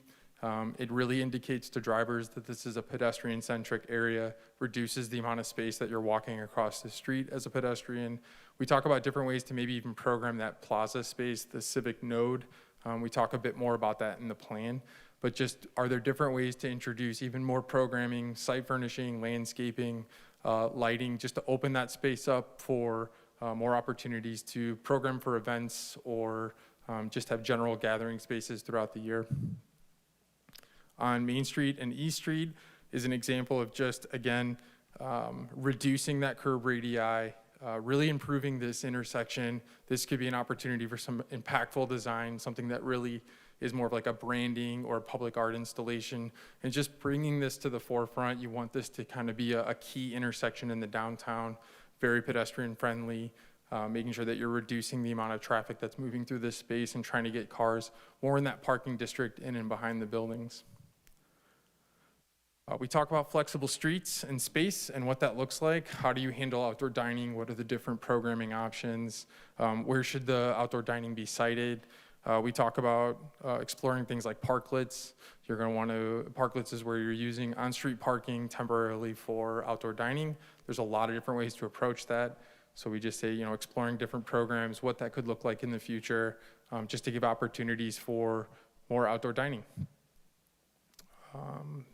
The infrastructure considerations, and this is something that Sherry touched on, is just looking at different ways to make sure that the infrastructure is keeping up with future development improvements, and really touching on a lot of the things that we heard about, even from the previous Make the Mile documentation and some of the previous studies. How do you get the trail loop connected? What are some of the properties that you're going to need to explore? what do those connection points look like? Where are you trying to get to? So you can see this red. This might be a little tough to see. So you can see some areas where you already have the trail connections in place. So you either have an existing shared use path, so that's that solid red. These dashed lines are opportunities to make connections to areas that we know people are trying to go to or will be going to in the future, and just trying to connect all of these different spaces in and around the downtown. An opportunity that we talked about was Kings Mill Road. So just how do we connect East Main Street down to the trail path that's already there, right to the trailhead? That's a tough place to navigate. It's a tight sidewalk, probably no more than 3 feet. It's right on the shoulder of the road. And so just exploring options. What would this look like if you were to extend the path, make it a 5-foot path, put some buffers in there? If you go a little further down to option 2, you might have to build you would need to build some retaining walls if you're on the west side of Kings Mill Road, but just kind of pushing that path even more, make it an 8-foot shared path, put some of those barriers up and really promote this space as a connection and make it feel much safer for people that are trying to move either from the trail up into the Main Street area or trying to go back down. Same thing, just a high impact project would be fun to see is just an opportunity to connect, some of the businesses that are directly on East Main Street down into the trail itself. And so, there's certainly some grade change there. Could be a switchback design. Just something that would be interesting. Being able to bring those spaces a little bit closer to the trail. Right now, that's quite a trip to either go to the east or to the west.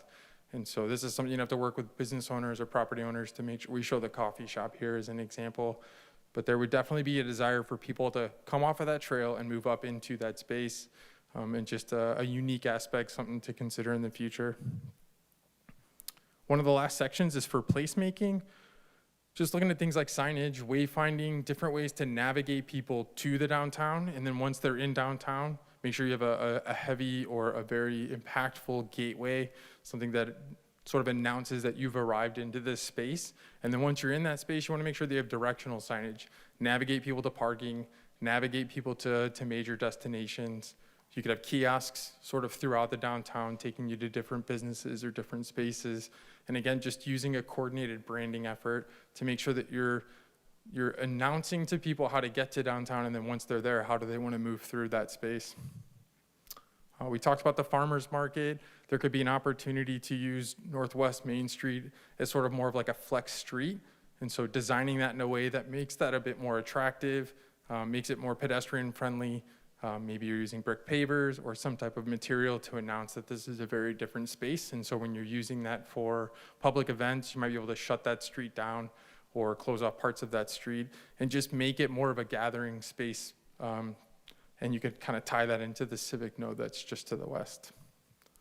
Public art, even when we were here, you can see some of the public art already being installed, and just continuing to build on that. It's a unique way to brand a community and to promote local artists and to tell your stories, and do it in a visual way that's very appealing. So it's just an interesting approach to kind of bringing a lot of design and art into the downtown space. It can be sculptures, murals, smaller installations, but something that's just always changing over time and evolving and updating, creates just some unique opportunities to experience.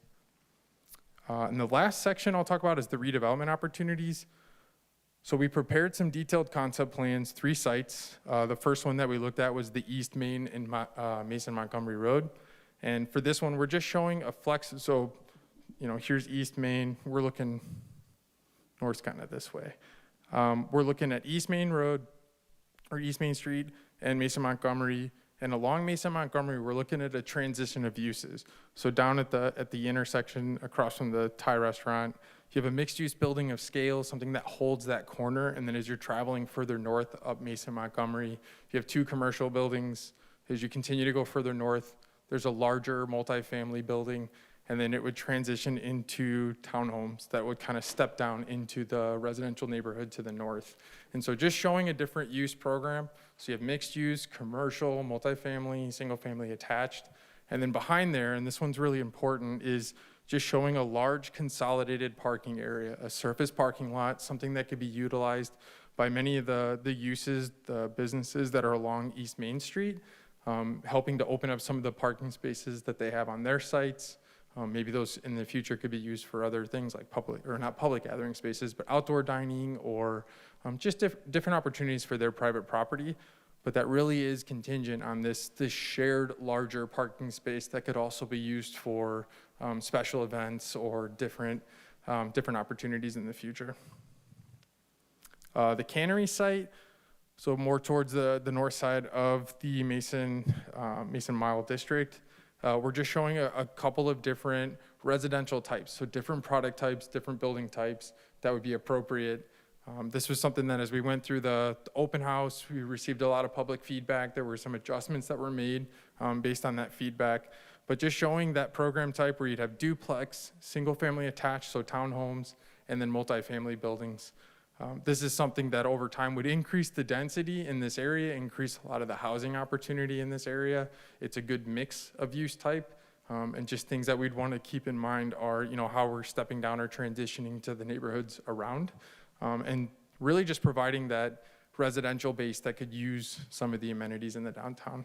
Very walkable. And the last one was West Main Street. Same thing, just trying to use some of that proximity to the downtown area, showing single family attached, so townhomes in that yellow. And then the orange is a multifamily building. So we're around some commercial businesses, residentials that have been converted to office space or businesses. And just trying to build up that residential user base. So again, the businesses in the downtown have more opportunity to bring people into coffee shops, service uses, retail or commercial, whatever it might be. Again, very walkable to the downtown. Okay, with that, maybe we'll do this by section. Can I ask if there's any questions now, maybe? Or do you want to wait? Yeah, actually, that might be most appropriate. That way we can keep this section just to the master plan portion for this public hearing. Yes.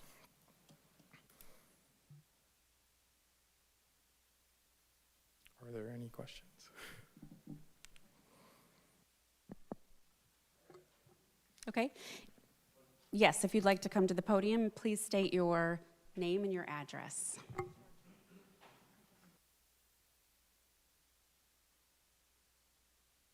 My name's Tom Winters. I live at 145 Mason Montgomery Road. My question is, when I look at the plan and the rezoning and all that, the Westerkamp Farm, the whole farm up to Main Street, there's no rezoning, no, it doesn't show like what's going to happen with all that properties. And then the other thing would be, once, I live across the street from the farm. So once whatever happens to the farm, and you guys keep making, like, to me, this is a business. The medical buildings, to me, those are businesses. And when I asked a couple years ago about rezoning, they said no, because they wouldn't rezone me.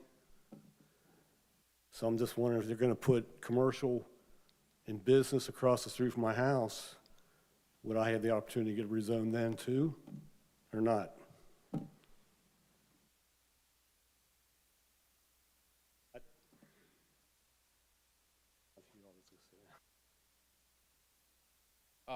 So as we went through this process, one of the things that we talked about, especially as we got to zoning, is that of the scale of that site, it would likely go through a PUD, and so that's why it wasn't shown as one of the other districts that we've identified. I don't know if we want to elaborate any more on that, Kurt. Jordy will speak on that. Good evening. Nick, or do you mind if I go back in your presentation? Oh, absolutely. Oh, I'm going to have to go back a while. So to Nick's previous point, when we were looking at the sub-districts in the master plan, we kept the Westerkamp property and then some of those single-family homes on Laurelwood Court and then on Kings Mills and Fox Street in the functional sub-areas because we wanted them to be a part of this master plan. The CDC did such a great job with engagement. We wanted them to be excited, be part of this, and move forward with the group. But to Nick's point, the Westercam piece is so large that just from a technical standpoint, it's probably going to come in as a PUD, which means that we'll go back through this public hearing process at Planning Commission and City Council if and when that develops. So that's why we weren't including it in the rezoning here. And then, while wasn't asked, some of the larger lot single-family homes that you see on Laurelwood Court and Fox Drive, they meet their current zoning, so there wasn't a need to include them in this rezoning as well. And then in terms of just rezoning generally, any property owner can apply to rezone their property, and it's a similar process to what's happening here tonight. So you would apply to rezone, and then you go and have a public hearing at Planning Commission, and then a public hearing at City Council. I think that covered all the questions. Mayor, Okay, thank you. may I ask a question of Jordy before she sits down? I'm not sure everyone here understands what a PUD is. Yeah. Could you define that for us, please? Yeah, so a PUD is a planned unit development, and it's a sort of special type of zoning. So every zoning district is going to have allowable uses. It's going to tell you what your building height can be, what your setbacks are, how far from the property line. With a PUD, whoever is developing the property sort of gets to craft their own zoning. So they come in and they say, this is what we're proposing. And sometimes it's a mix of uses. Sometimes the height may not match what the straight zoned height would be. They go through that process. We have a public hearing so the public can participate in that.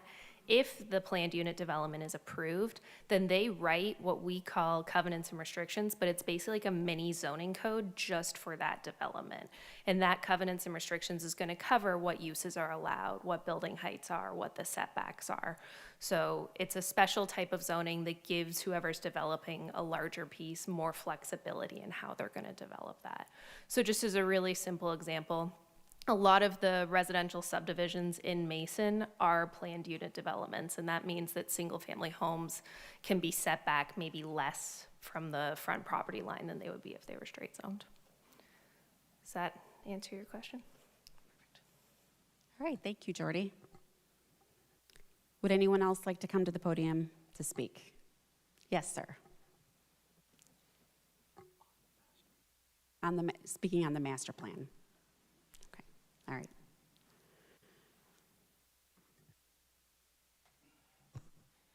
I'm Richard Cox, president of Al's Properties in Mason. I own 657 Reading Road.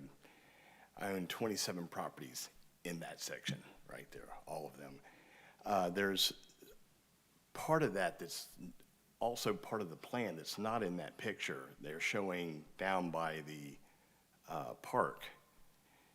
And I don't understand why that's not on this picture, but there are properties to the north side of Fox that are also not included in that plan that back up to Four Seasons apartments, which are zoned, I think it's R7, which is not low, not medium, but high density. I would propose on this map a couple of changes before it's approved. From Fox Drive to the apartments on Main Street, there's three properties there, one of them being mine, that be medium density. So they could put duplexes or smaller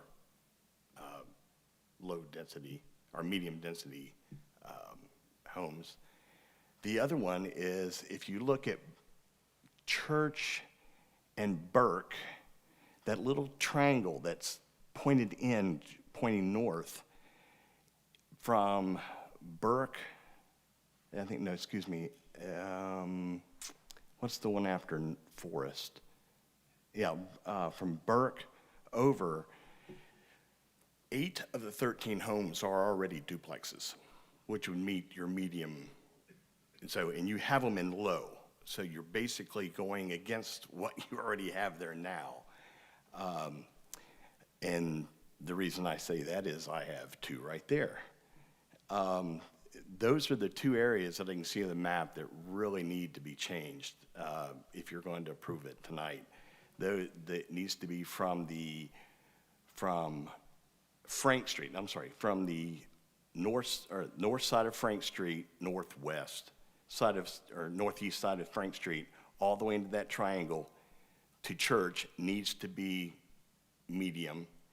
And then from Fox Drive all the way over to Four Seasons on Main Street also needs to be medium density. Then you would have, or you could even do a commercial, but I don't think that wouldn't be right. But if you would do it the way that is, then your consistency would work. So I did give those at one of the meetings, but I think they were missed. So, all right. Thank you. Thank you. Would anyone else like to speak?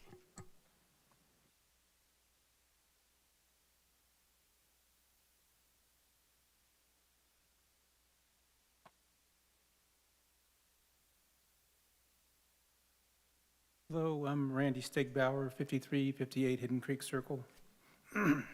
First, I fully support the Mason Mile and the zoning changes. But here's, I just want to say what I'd like to be prioritized. There are many stretches of sidewalks where the wheelchairs must endure some overly bumpy rides. I have some friends who need to use them. So it'd be nice to smooth them out for them somehow. Obviously, when you put a new one in, it'll be, but the existing ones can be very bumpy. Crosswalks could be made more visible through the middle of downtown. I've seen interesting painting combinations that make them look three-dimensional, so the cars notice them better, so that when I try to cross the street, I don't have to take my life into my hands. I believe that the East Main improvements should be its own major project. I heard that it would have to wait, all those improvements need to wait for something else to happen first, but I think that it should be implemented sooner than that. It's way overdue to get that fixed. I was disappointed that the potential solutions to the traffic congestion weren't mentioned in like a meeting we had here a month ago that described a lot the Mason plan, the master plan. It'd be nice to hear about some of the possibilities about improving the traffic flow through downtown, other than saying it's impossible or it's too narrow or all the other myriad excuses. If you want to tilt windmills, I'll join you and tunnel. I would love to see that happen. Well, or just watch it happen anyway. As you may know, I love biking and riding my bike through the town for errands or picking up food to take home, or better yet, to take the food to the common if you don't know that they encourage you to do that. I would like to look into improving the safety of biking through the middle of downtown. I suggest getting advice from expert to seasoned bikers, like from the Cincinnati Cycle Club, to come and help you figure out how to do that. All the pictures that you have up here show a nice, wide, fancy bike lane in an area where there's not room for the cars that are going through there. So if you do that, then you'll have to close the road to traffic. And so it seems like, not actual possibility. The kind of things that I thought of was maybe adding signage to tell the bikers to slow down going through crosswalks. I learned a few months ago that I'm not really allowed to ride my bicycle through the crosswalk. I'm supposed to get off of it and walk it through the crosswalk for it to be, legal.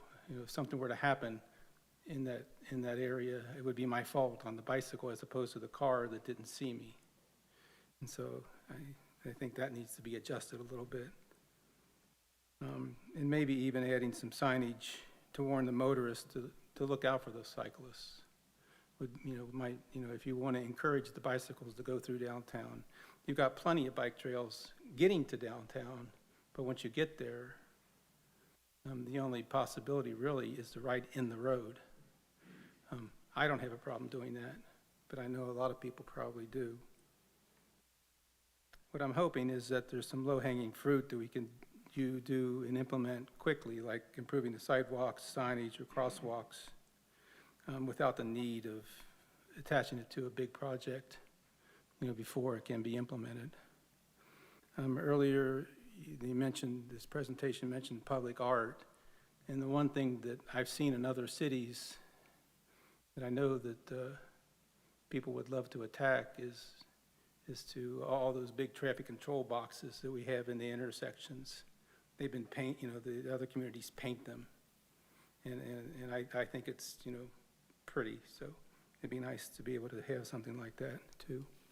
Thank you. Thank you.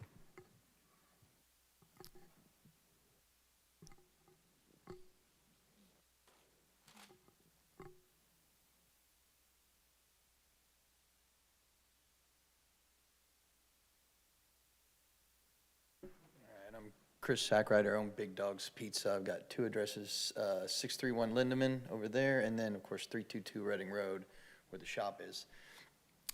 I second everything he just said, by the way. Everything he said is absolutely correct.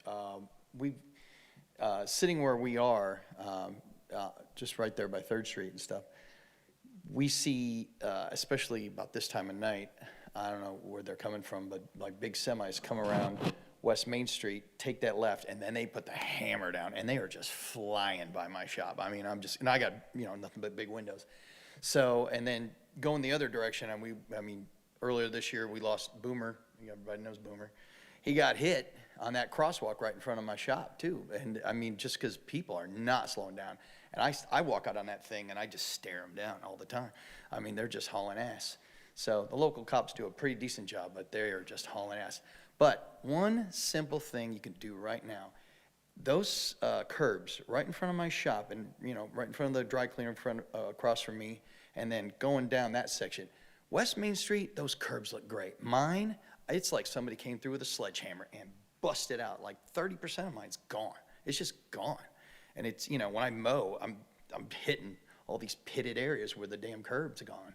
And it's the whole stretch of the property that I deal with, which is between me and the orthodontist, there's another piece of grassy area, which, by the way, should be developed for parking or whatever. There's plenty of parking. I could go there. I'm sure my landlord would sell you that piece of property.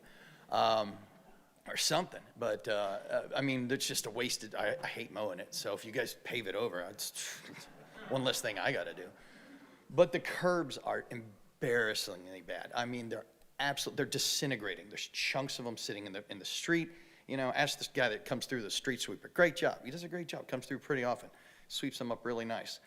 But he's sweeping up chunks of the curbs, and it's embarrassing. And I've been told maybe because West Main Street is city and maybe my section is state. I don't know if there's something going on there, if there's some sort of who's in charge of the curbs there, because the other side looks great. Our side, just repave those curbs, and it would be a huge improvement.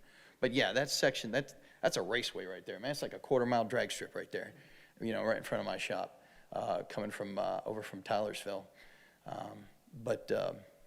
Yeah, I'm there all hours of the night, and I'm telling you what, the pedestrian traffic never stops. So people use our sidewalks very heavily. Dog walkers, joggers, the high school kids, they make that block, they run around that block, come through there.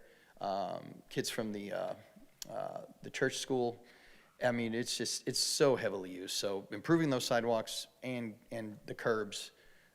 And doing something better, and I love the painting of those metal boxes. That's a great idea. More art too. I like that idea. So yeah, paint. If it's just an ugly metal thing that nobody cares about, put some art on it. But rather than graffiti, thank God we don't have to deal with that. So, and then of course we lost our beautiful mural down there, but we won't complain about that again. We all love that mural. Yeah. But anyway, curbs. If somebody could just put in some, I don't know. I just keep telling it's somebody else's deal. Somebody's got to care about these things because they just look terrible. That's pretty much it. Thanks. Thank you.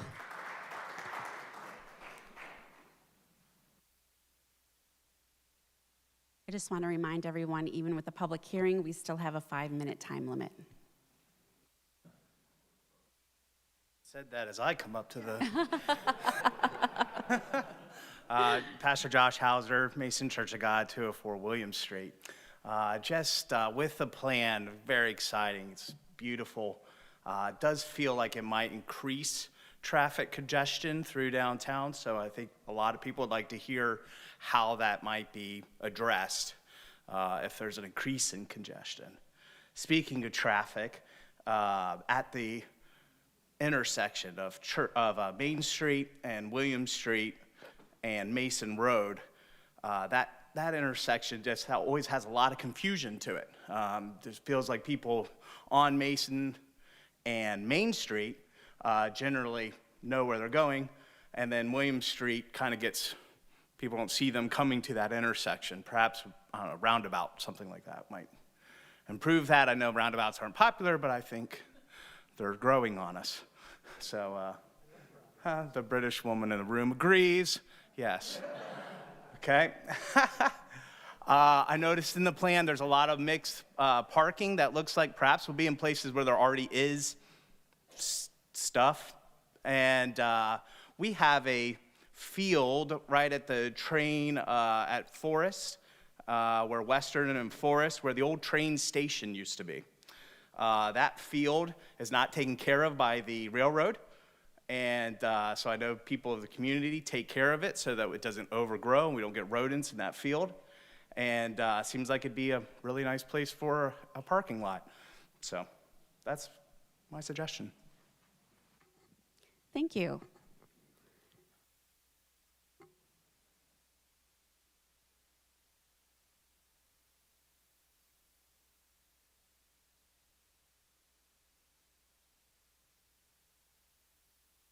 I'm Eugene Lunsford. I live at 400 South Forest Avenue. And the man just said that big place over there could be used for a parking lot. Well, it's already used for a parking lot on many events. They just park in the grass instead of having concrete. My second question is, how long has this been in planning?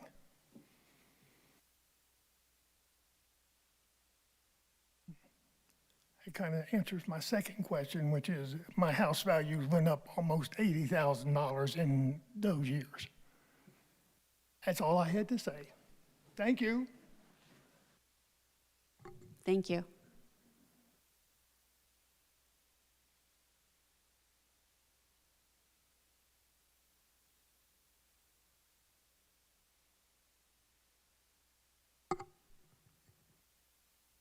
Hi, my name's Stacy Wall. I'm at 109 West Church. Two things about the pedestrian thing. I've already complained here about my son walks home from the high school, and he said that he's almost gotten hit several times at the crosswalk, like right where the subway is and all that. So yeah, I'm real excited about putting extra, the bump outs or whatever you were talking about. That would be really, really, really nice. I think that's the dangerous intersection right there with people turning right or people turning left and just not seeing pedestrians turn. And then my other question is, like I said, I'm at 109 West Church Street. I'm literally right behind Yost Pharmacy. Mr. Yost also owns the property next door for me, so I don't know if this is a question for now or later, but I think he's talking about tearing down that house and possibly turning that into parking. Is that something that could possibly happen now that it would be mile medium?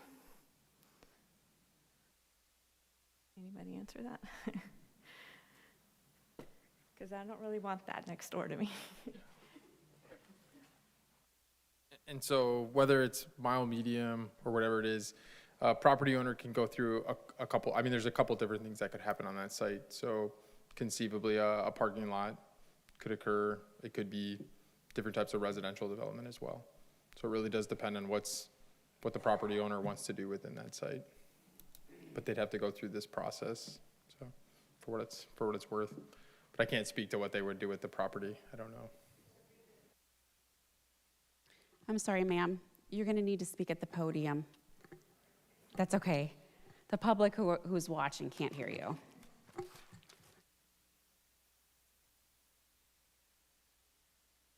Is this being like rezone then as commercial and residential then? Or were we always to where that could happen?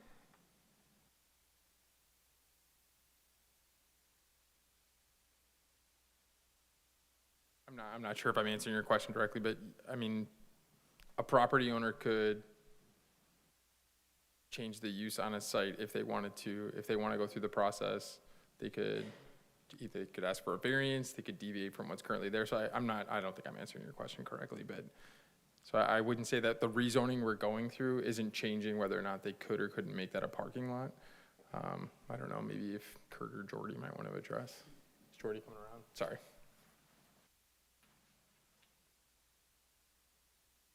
So just before you walk away, just to make sure that I understand, you're just asking under the MDR sub-district, the orange, could a parking lot be constructed? Is that correct? Yeah, and more or less like because of this.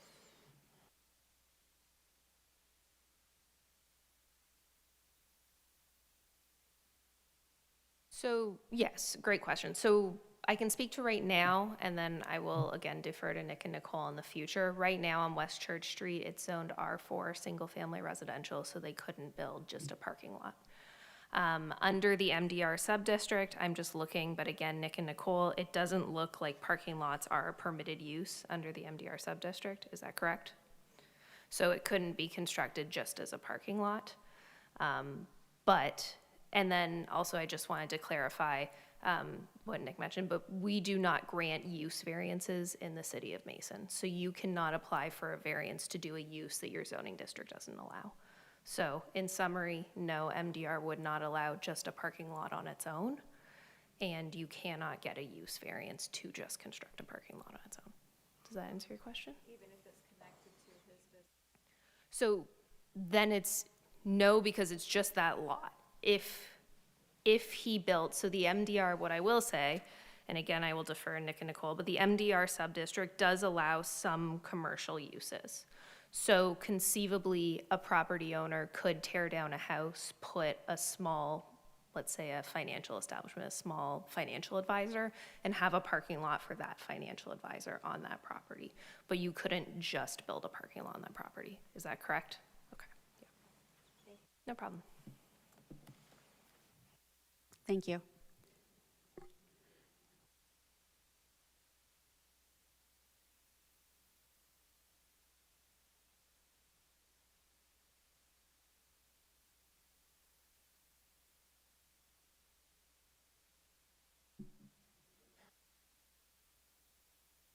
Dennis Bogan.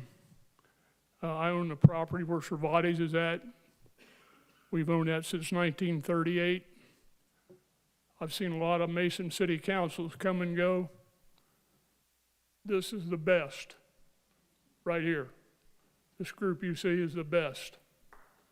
Give them a hand. As far as Ashley Chance,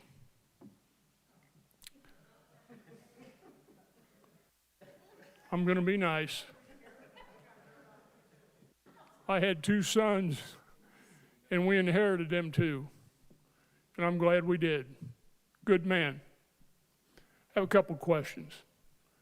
The property on Mason Montgomery Road that goes north towards the railroad that's currently vacant, number one, what's the plan for that? Where Reaver's Auto Body used to be. Number two, the city owns the 2 houses behind the drum shop in that apartment building. What's the plan for that area?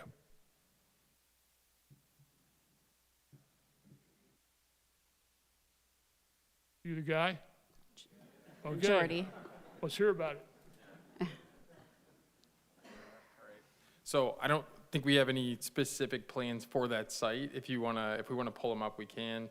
So really what we're looking at now is it's showing you what functional subarea those properties would fall into, and then depending on which functional subareas they're in, what uses would be appropriate. So I don't think we have any specific plans for those sites within this document, but. Well, over the, 75 years that we've owned that piece of property, Here. I've seen the streets widened, I've seen them narrowed, I've seen the sidewalks widened, I've seen them narrowed. I've seen I don't know how many sets of trees come and go. In the first plan, we had some council members, Sam Janes, Hans Mayer, and various other guys. Their topic was we were going to establish and maintain off-street parking. From that day until now, there's a parking lot next to the bank and a parking lot where the old firehouse used to be. And in 30 or 40 years, that's the only two spots they've developed. And I won't be here when it happens, but I would kind of like to know what's going to happen with those two areas that I talked about. Okay? Thank you. Thank you very much.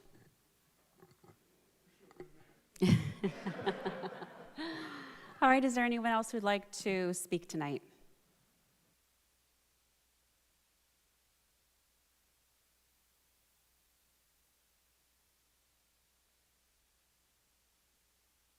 Hi, I'm Kirsten Probanda, 4478 Maxwell Drive. My question is, this looks great. Make the mile, I'm all for. I just have a question on the existing properties. My best friend and I are looking to start a business. We really want, because we're from Mason, we want to invest in Mason and start a business here.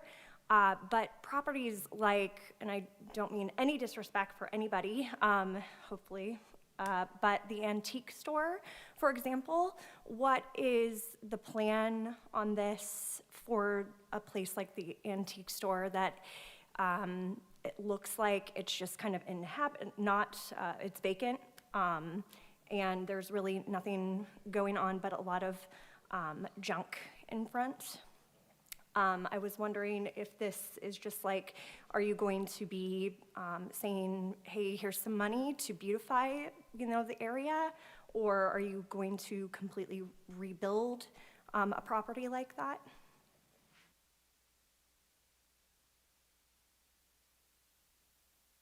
So the property you're talking about, I think it's in the Mile West.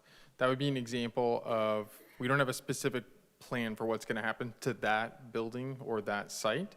But everything else you said after it, I mean, that's exactly what this plan's meant to do, is it's setting the stage for, if it were to redevelop in the future, these are the uses that would be appropriate. If someone wanted to retrofit that building, these are the uses that would be appropriate. If someone wants to take advantage of potential grant funding or a facade improvement, like that's exactly what could happen there. But that is going to be driven by the property owner. But that's something that Made CDC and the city are going to start to proactively look at sites like that might be appropriate for those types of improvements. And then as someone who wants to buy property and maybe invest, that might be a great location along with many others. I don't mean to pick that one out, but yeah. So hopefully that answered your question. Okay, anyone else? All right, I'm not seeing anyone else, so I will close the public hearing at 9:26. All right, I need a motion to adopt. So moved. Second. Any council discussion? Yes. Is this the right place to suggest some of these proposed changes to this plan? I know there's a difference between a plan and a construction plan. This is concept, but I, in particular, thinking of the zoning for those two areas that Richard Cox identified, Fox Drive and the triangle between Church, Burke, and Frank Street. Would this be the place to say that those should be mile medium rather than mile low? Because I think those are good suggestions. Or is that something that we would do in the actual zoning legislation? Well, I guess I'll defer to you, but keep in mind that what we're talking about with this ordinance is just adopting a master plan. The actual rezoning of any of the properties is, well, we have one more to do, and then the actual rezoning. So if we're talking, and I don't know how, We can see how it is shown in the plan. I'd have to look at the actual rezoning map to see how it's designated on that, but that may be a more appropriate time if you're talking about actual zoning of a piece of property as opposed to what the plan shows. Yes. Nick and your team, thank you so much, and to the CDC and the May Chamber. And I agree, and I think there's always going to be, but I heard loud and clear that this is a master plan, and it's going to be, the CDC's and the Chamber's job to continuously review and revise and update. So I think that is something that I would take in consideration for the outliers of what's going to be brought up, but certainly notate those, and when the zoning comes into play, I think that's when it would be appropriate. But I do want to extend, it's a great playbook, and the playbook that is going to take a while to execute.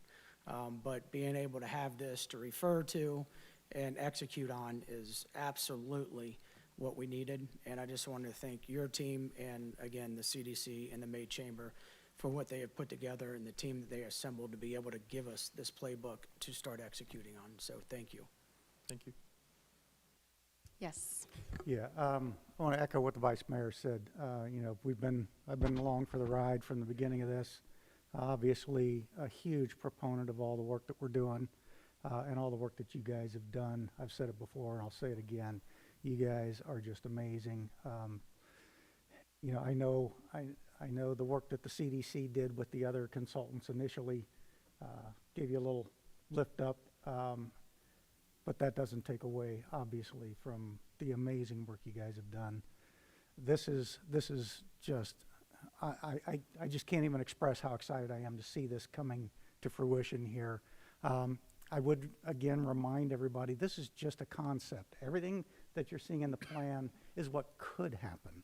But like I believe Nick said, the property owners are the ones that are going to have to drive a lot of this, or at least at the time they decide to sell and somebody comes in to purchase and has a vision for what they want to do there, then it falls in line with what they are presenting here. So, yeah, I'll leave it at that. I know we've got some stuff on zoning that I'll talk more about. But again, thank you, Nick, Nicole, all your team, everybody, the CDC, Sherry, everybody, Kathy. This is so exciting. Thank you, everybody, for all you've done with this. Thank you. Okay. All right, time for. Okay. Yes. Yeah, sorry. I'm probably going to repeat a lot of stuff, but I think first and foremost, just a huge thank you to the work that was put in from the CDC and from Hazel Levine and the other contractors that we hired. Years, I think, of work with multiple consultants that have come in to come to this point. And again, reiterate, and I think it will repeat some of what was said. I love the idea or the verbiage of a playbook. It's a guide, concepts, conceptual, but allows us an opportunity to start looking at the future and what could be in front of us. So, but appreciate all the work and all the efforts. Then again, years of work. I think Sherry mentioned 7 years, and probably longer than that. But and I think it complements well the history of what's been downtown, the work that came, decades before this even. And I think you guys took into account that, which was a great addition as well. So we don't want to dismiss the work that's come before us too. So thank you, everybody. All right. All right, it's time for roll call. Councilmember Stricula? Yes. Mayor Nelson? Yes. Councilmember Spaeth? Yes. Vice Mayor Chance? Yes. Councilmember Bennett? Yes. Councilmember Hackey? Yes. Councilmember Gibson? Yes. Ordinance 2025-75. We have another public hearing and a second reading. I need a motion to read by title only. So move. Second. All in favor?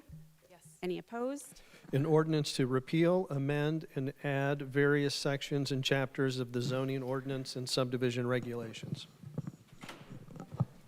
Okay, I'm going to open the public hearing at 9:32.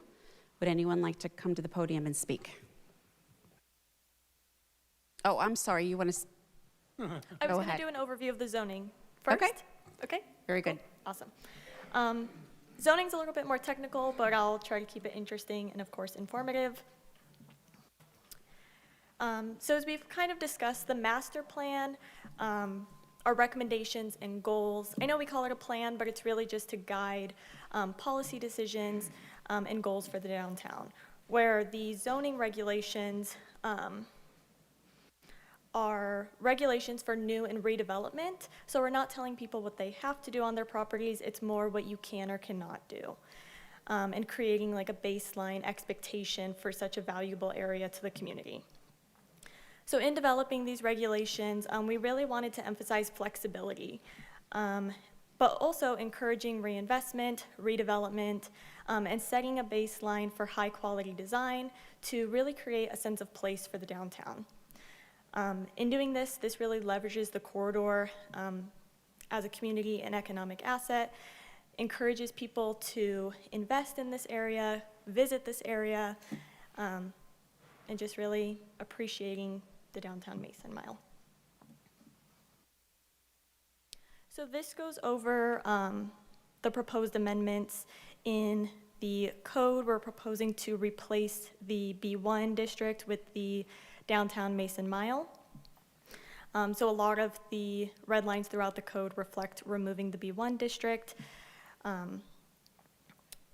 In the landscape ordinance, there are amendments to add the district and regulations for that. Also replacing the downtown overlay with a residential density overlay. We'll get into the details of that. And then amending the sign standards to accommodate this new district. So Nick talked about the sub-areas in the Mason Mile plan and how those translate into the zoning regulations is through sub-districts. So we are proposing the downtown Mason Mile district to emphasize that this area is a cohesive part of the community with a cohesive theme. And then the sub-districts really appreciate the different character of all the sub-areas. So first we have the residential districts, which are the low and medium density residential. The low density is the light yellow color. Here, we're not proposing a lot of regulatory changes, really just bringing those properties into conformance, carrying over some of the standards for the district that is already there. And then for the medium density residential, here creating a little bit more density in this area with a mix of housing types, and also introducing some of the commercial uses. These would be concentrated on Mason Montgomery Road, West Main Street, and corner parcels, where we're already seeing some of that commercial development. Then for the commercial districts, we have the commercial corridor that is in the light red or pink. That area is a little bit more auto-centric, so just the regulations really reflect that, but still recognizing that it is a transition into the downtown Mason Mile. The commercial transition is the red or dark red, that area. Still a little bit more auto-centric, but you're starting to see kind of the formation of the downtown with a defined streetscape, feeling a sense of arrival into the downtown core, which is the downtown east and the downtown west in purple and teal. And then we do have those parcels that one of the speakers spoke about before shown here. Those are going to be proposed as commercial transition.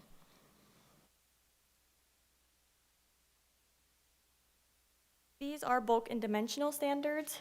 They address things like lot area and width, height, setbacks, where the buildings are located on the site. This implements a lot of the recommendations from the plan that create a pedestrian environment, sense of arrival, sense of enclosure, so you feel like you've actually arrived into the downtown.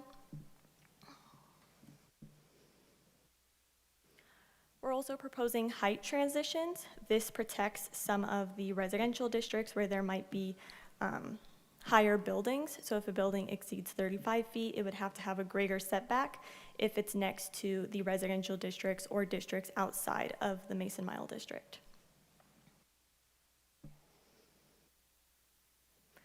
This chapter also addresses uses. So we talked about uses in the plan a little bit more generally by talking about the categories, and then in the chapter we break out the separate uses and how they would be allowed in those sub-districts. So whether they're permitted by right, conditionally allowed, or not allowed at all.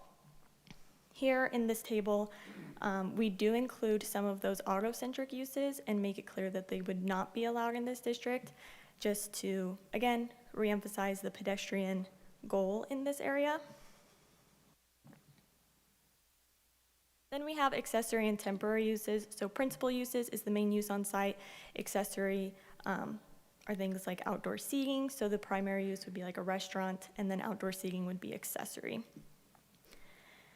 And then temporary uses are uses that are not always there. So like a farmer's market, temporary outdoor seating, like some of those where it would just be like seasonally.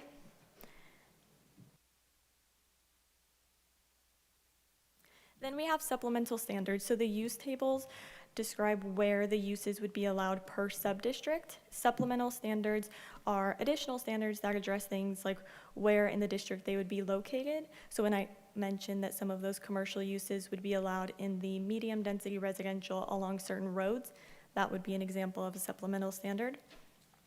Then we have separation from either sensitive uses like residential or making sure that there's not an over-concentration of uses. And then site layout. So one of those examples is outdoor seating, just saying where that can be located in the front, side, or rear yard. Design standards like making sure that it's enclosed. Here I also wanted to touch on, there was a minor correction that we wanted to make to this section. I believe that you guys received a memo. The intent of the code is to require these areas to be fully enclosed, outdoor seating areas. This references the current code, which has a limitation on how much fencing you can have. So we are proposing to remove that and make that correction to this so that they can be fully enclosed.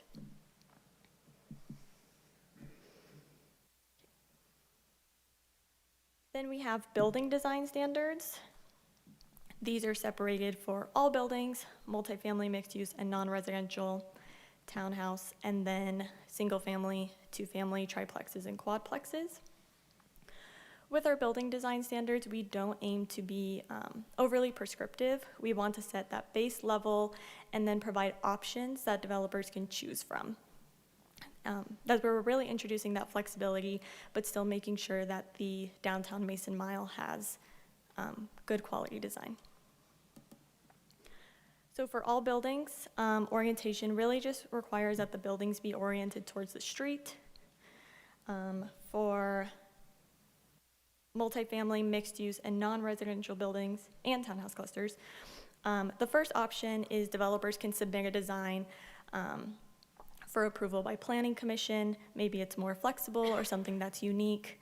And then the second option is to comply with the objective design standards. Again, just providing a baseline requirement and then options that they can choose to meet that standard.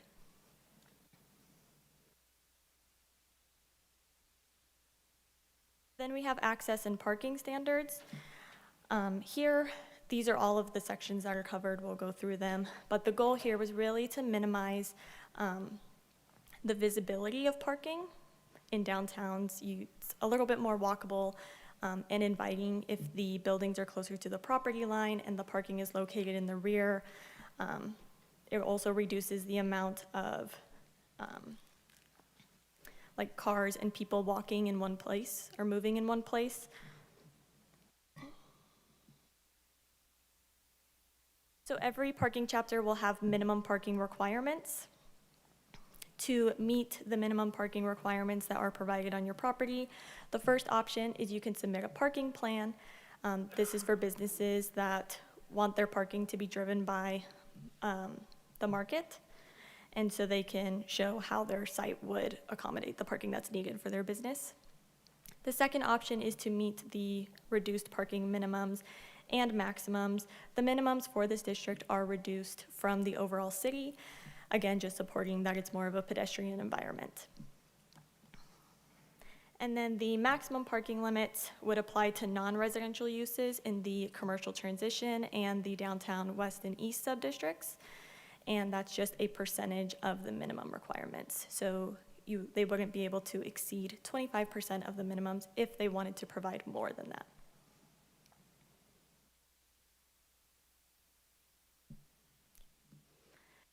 We're also proposing reductions to the minimums that are built in the code. So we have a fee in lieu, joint use parking, and use of on-street parking spaces. And then the criteria and the related adjustment are directly in the code.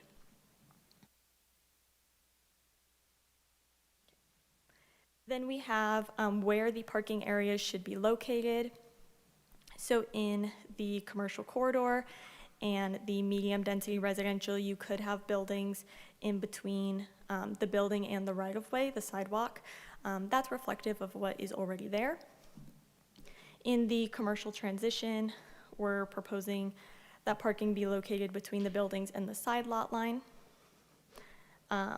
or the building and the rear lot line. Again, just minimizing the visibility of parking and the amount of times that cars are interacting where people are. Then we have vehicular cross-access drives. This is where Nick was talking about having those parking districts at the rear of the site and just reserving that area for parking. And then making sure that people can drive in between from one property to the next and access it in the rear. This is just showing where that idea comes from in the plan, having the parking in the rear.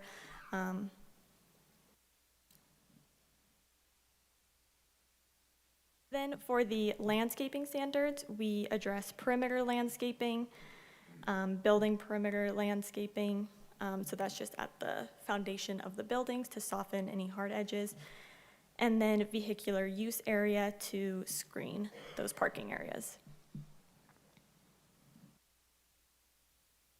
Then we have proposed sign updates. We added illuminated signs to be allowed in the commercial districts.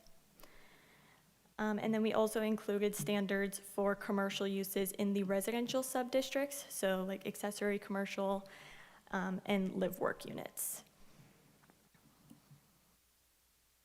Okay. Finally, we have the residential density overlay. So the charter has a density limit, and this would allow development to exceed that limit. We're proposing it over certain areas in the downtown Mason Mile. This could be applied to other areas in the city, but it would have to come as a public hearing item to be approved. And that was zoning. All right, thank you very much. Would anyone like to come to the podium and speak? All right, since there is no one, I am going to close the public meeting, or the public hearing, I'm sorry, at 9:46. I need a motion to adopt. So moved. Second. Any council discussion?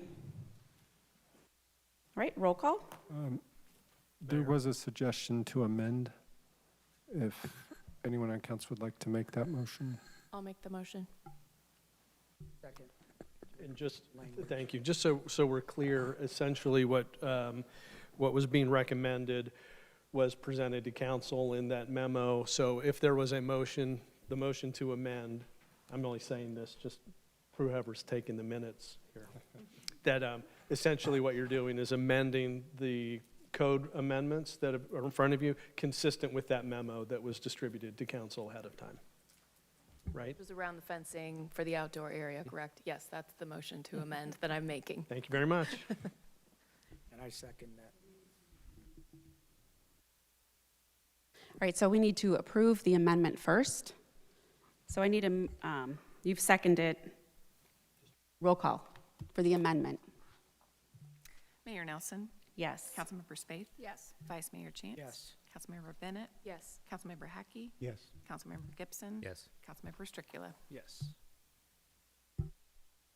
And now at this, you already had a motion to adopt, and that will now be essentially converted to a motion to adopt as amended, because the amendment did pass. So you can just proceed, unless there's more discussion, you can proceed with the roll call vote on the adoption. I do have a question. So there was talk of Mr. Cox's proposed changes to the zoning. Unless Nick and Nicole really strongly advocate for that, I'm not comfortable necessarily making those changes yet. And I'm not saying that that's what this is doing, but I don't know.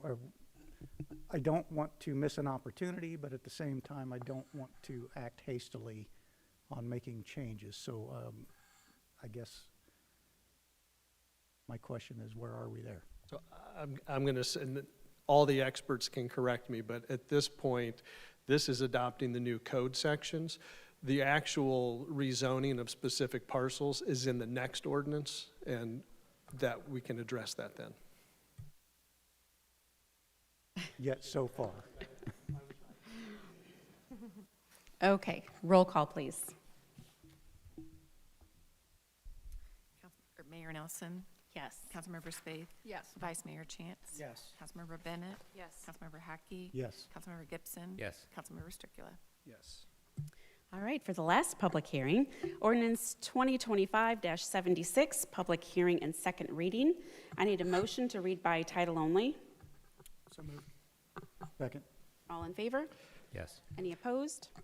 Amending the zoning code and zoning map of the city of Mason, Ohio to provide for the rezoning of downtown Mason from R4 single-family residential, B1 central business district, and DO downtown overlay district to MMLDR, Mason Mile Low Density Residential, MMMDR, Mason Mile Medium Density Residential, MMDE, Mason Mile Downtown East, MMDW, Mason Mile Downtown West, MMCT, Mason Mile Commercial Transition, MMCC, Mason Mile Commercial Corridor, and RO Residential Density Overlay District, generally located along East Main Street, West Main Street, and Reading Road from Kings Mills Road to Tylersville Road.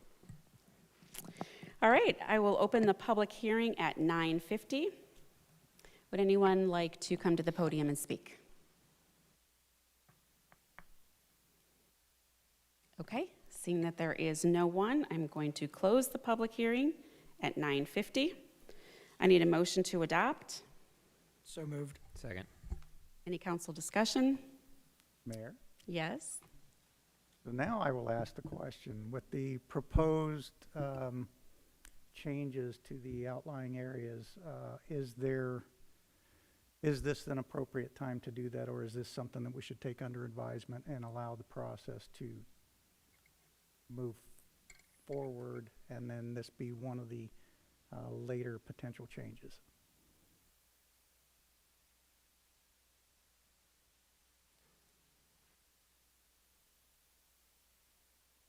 So it would be my recommendation at this point to not make that change, just because we've gone through this process. But I think, and we said this earlier, like that is why this is a dynamic, both the master plan and also the code and the map. Certainly something that could be introduced as a potential amendment or adjustment in the future. But I would not recommend at this point to make that change. Thank you, and that's kind of how I felt, but I just wanted to make sure and get the expert's opinion on that. So thank you. Mayor, Yes. well, I want to ask the question, if you're recommending that we don't do it now, what would be the process for that? So Mr. Cox would know, does he need to come back in and request that at some point to, planning commission? I mean, what would be the process if he wants to try to get that changed so that he knows before he leaves tonight?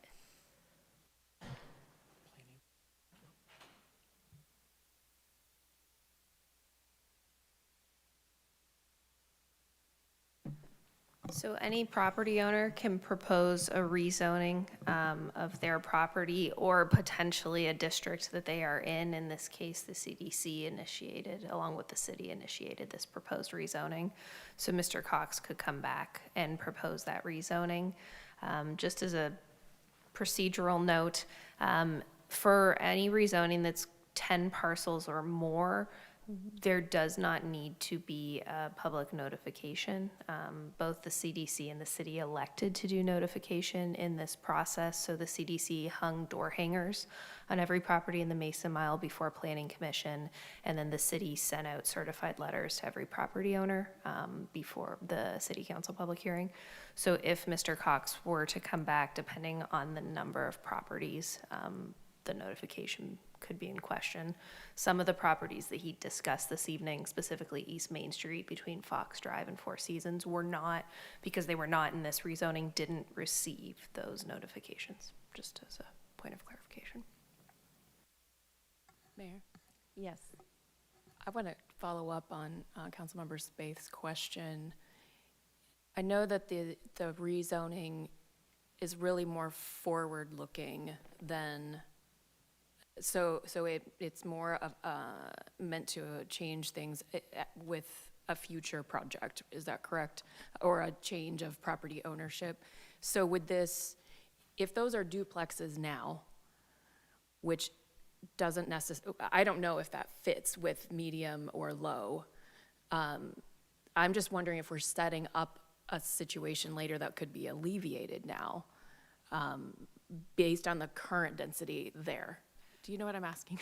Yeah. So to go back to the first thing you said, yes, as Nick said, especially the master plan, it is the vision for downtown, it is the future of downtown. But zoning is also right now. So every property in Mason is zoned, and that impacts what you can do currently on your property. So yes, there is a future component, but it's also an immediacy component.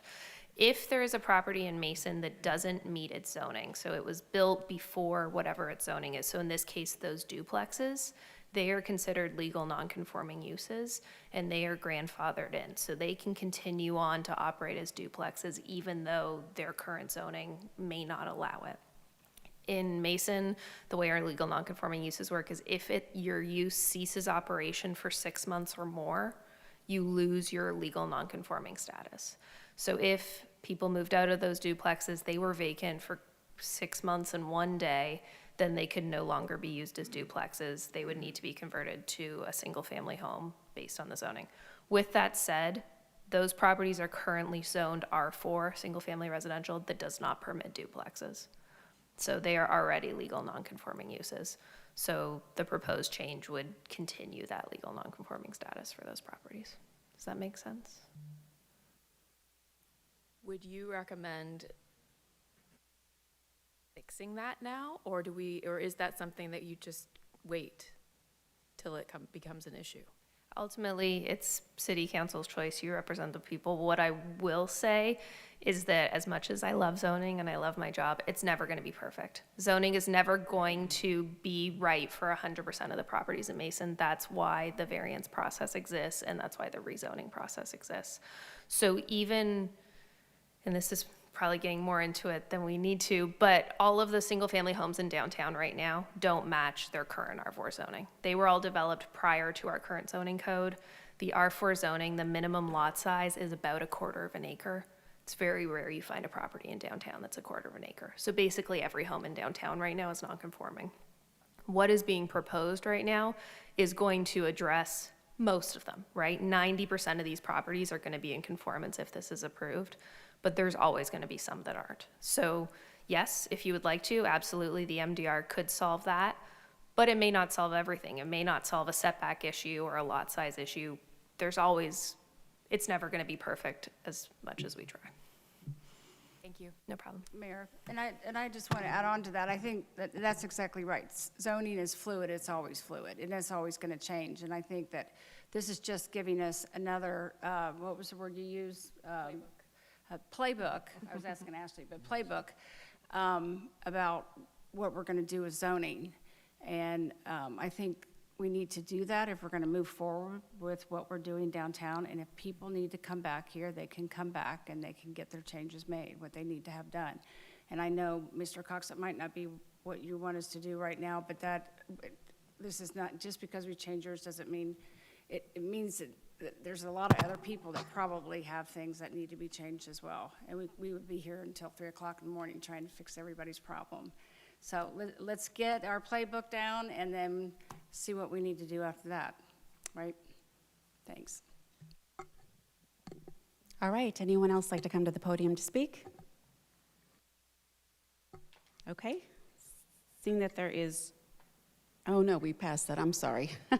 Council discussion, any other council discussion?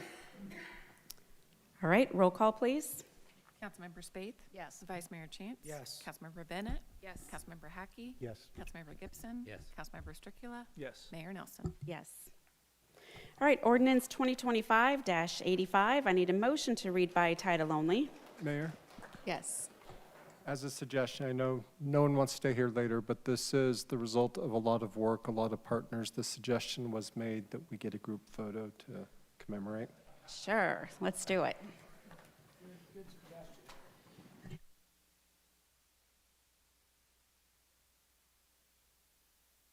Asking the House of Levine, CDC, and partners to please come up and join the photo.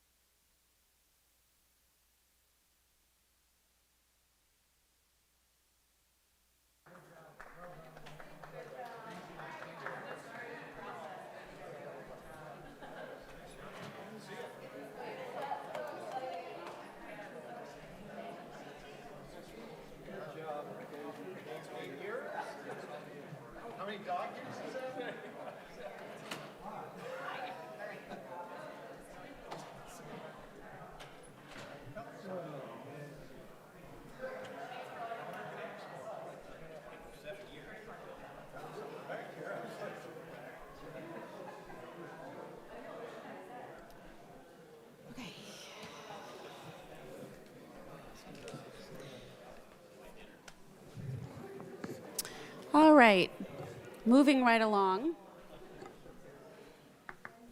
We lost.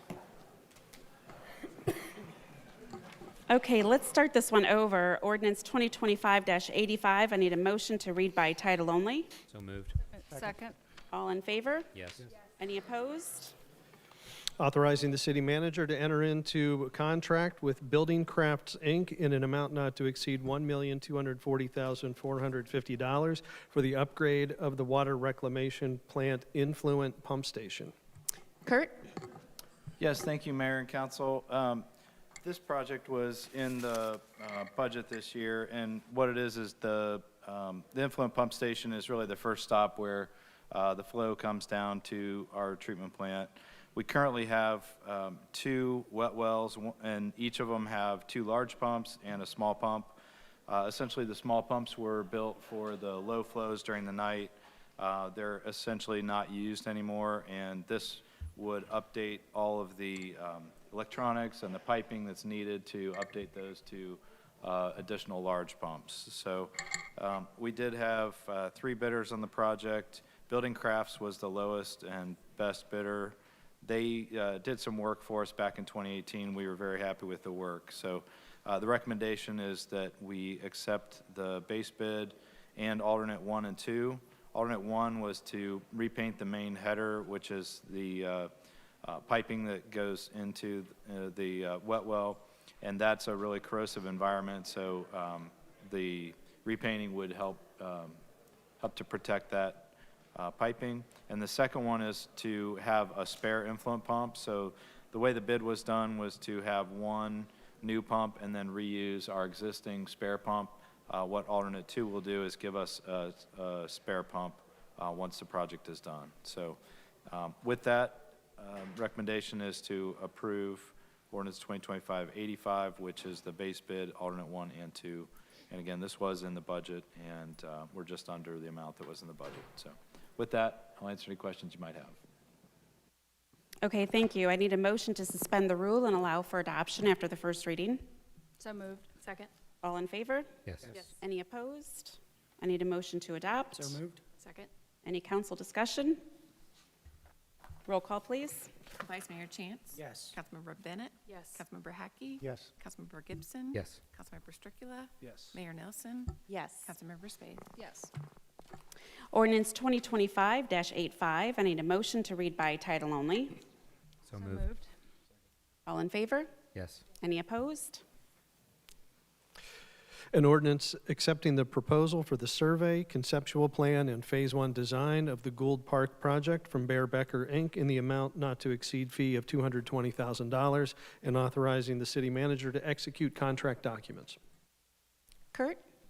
Yes, thank you, Mayor and Council. Gould Park, the 50-acre property we purchased back in 2003 for just under $2 million, was dedicated on Monday, December 11th, 2023, so just about 2 years ago. We were out there in the cold. Since that time, there's been ongoing interest in developing the park. Staff did a process for qualifications. We had 8 firms submit and selected Bear Becker. Their proposal, which is the ordinance tonight, is broken into 3 components essentially. First, it's a survey and the environmental data that we need to develop the technical documents. Includes things like soil borings and mapping and topography. The second component is the technical analysis and the creative design. This is where they'll create a clear, fundable vision for the park and a phased developmental approach so that we can build it in pieces. The third component is the first piece of the park. So it's the final design plans for the first phase. And what we included for the proposal was essentially getting the shared use path from Main Street to Rock Garden Court, getting that shared use path connection in, and then a left turn lane from Mason Road into what would be the entrance to the park.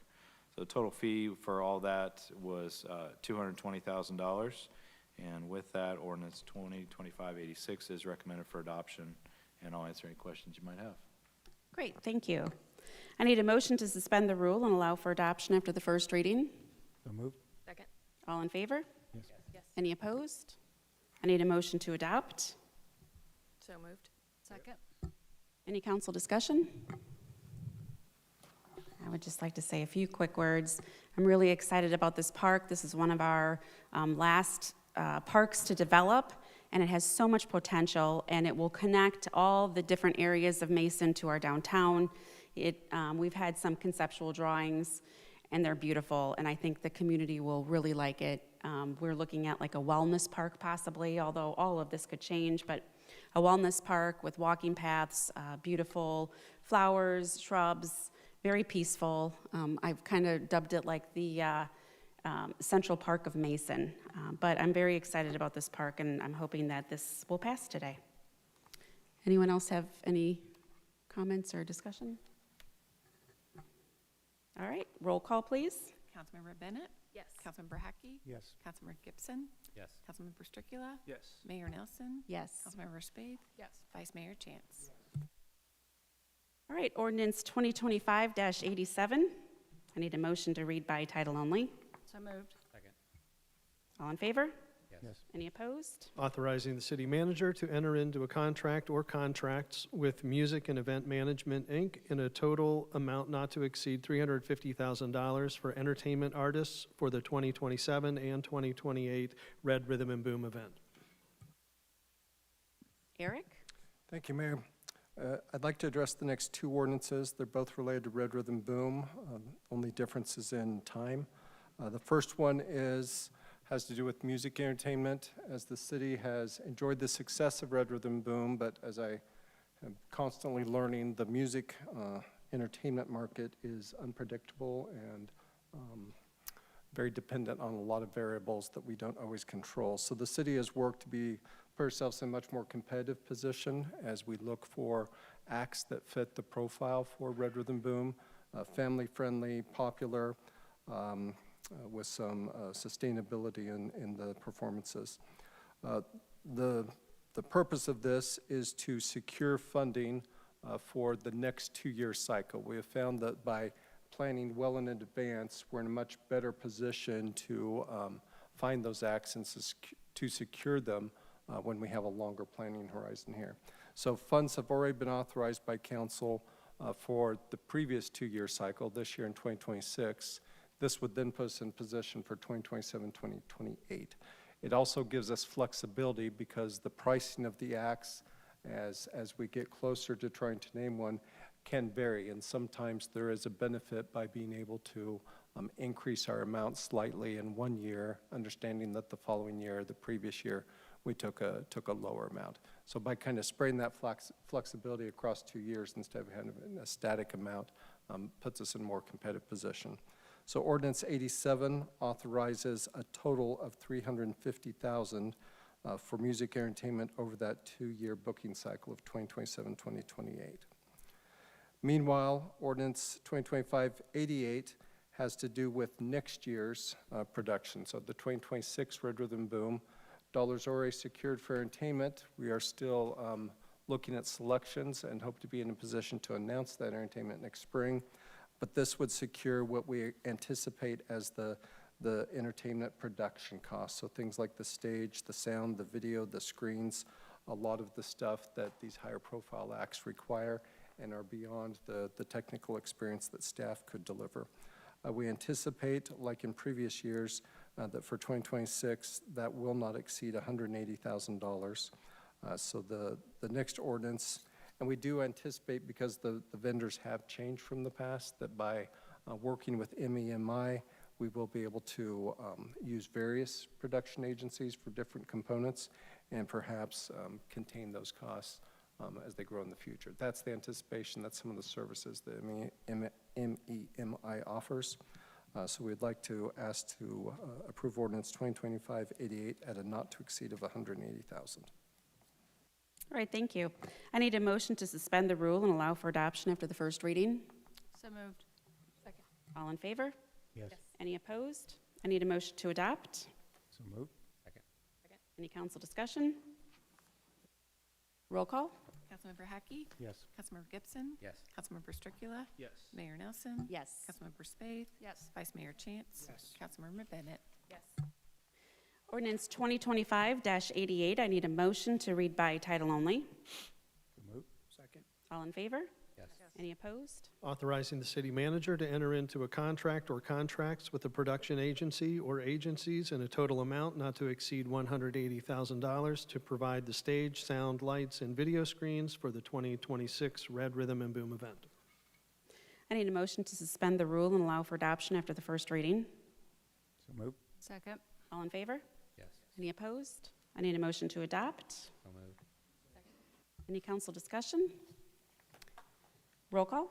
Councilmember Gibson? Yes. Councilmember Stricula?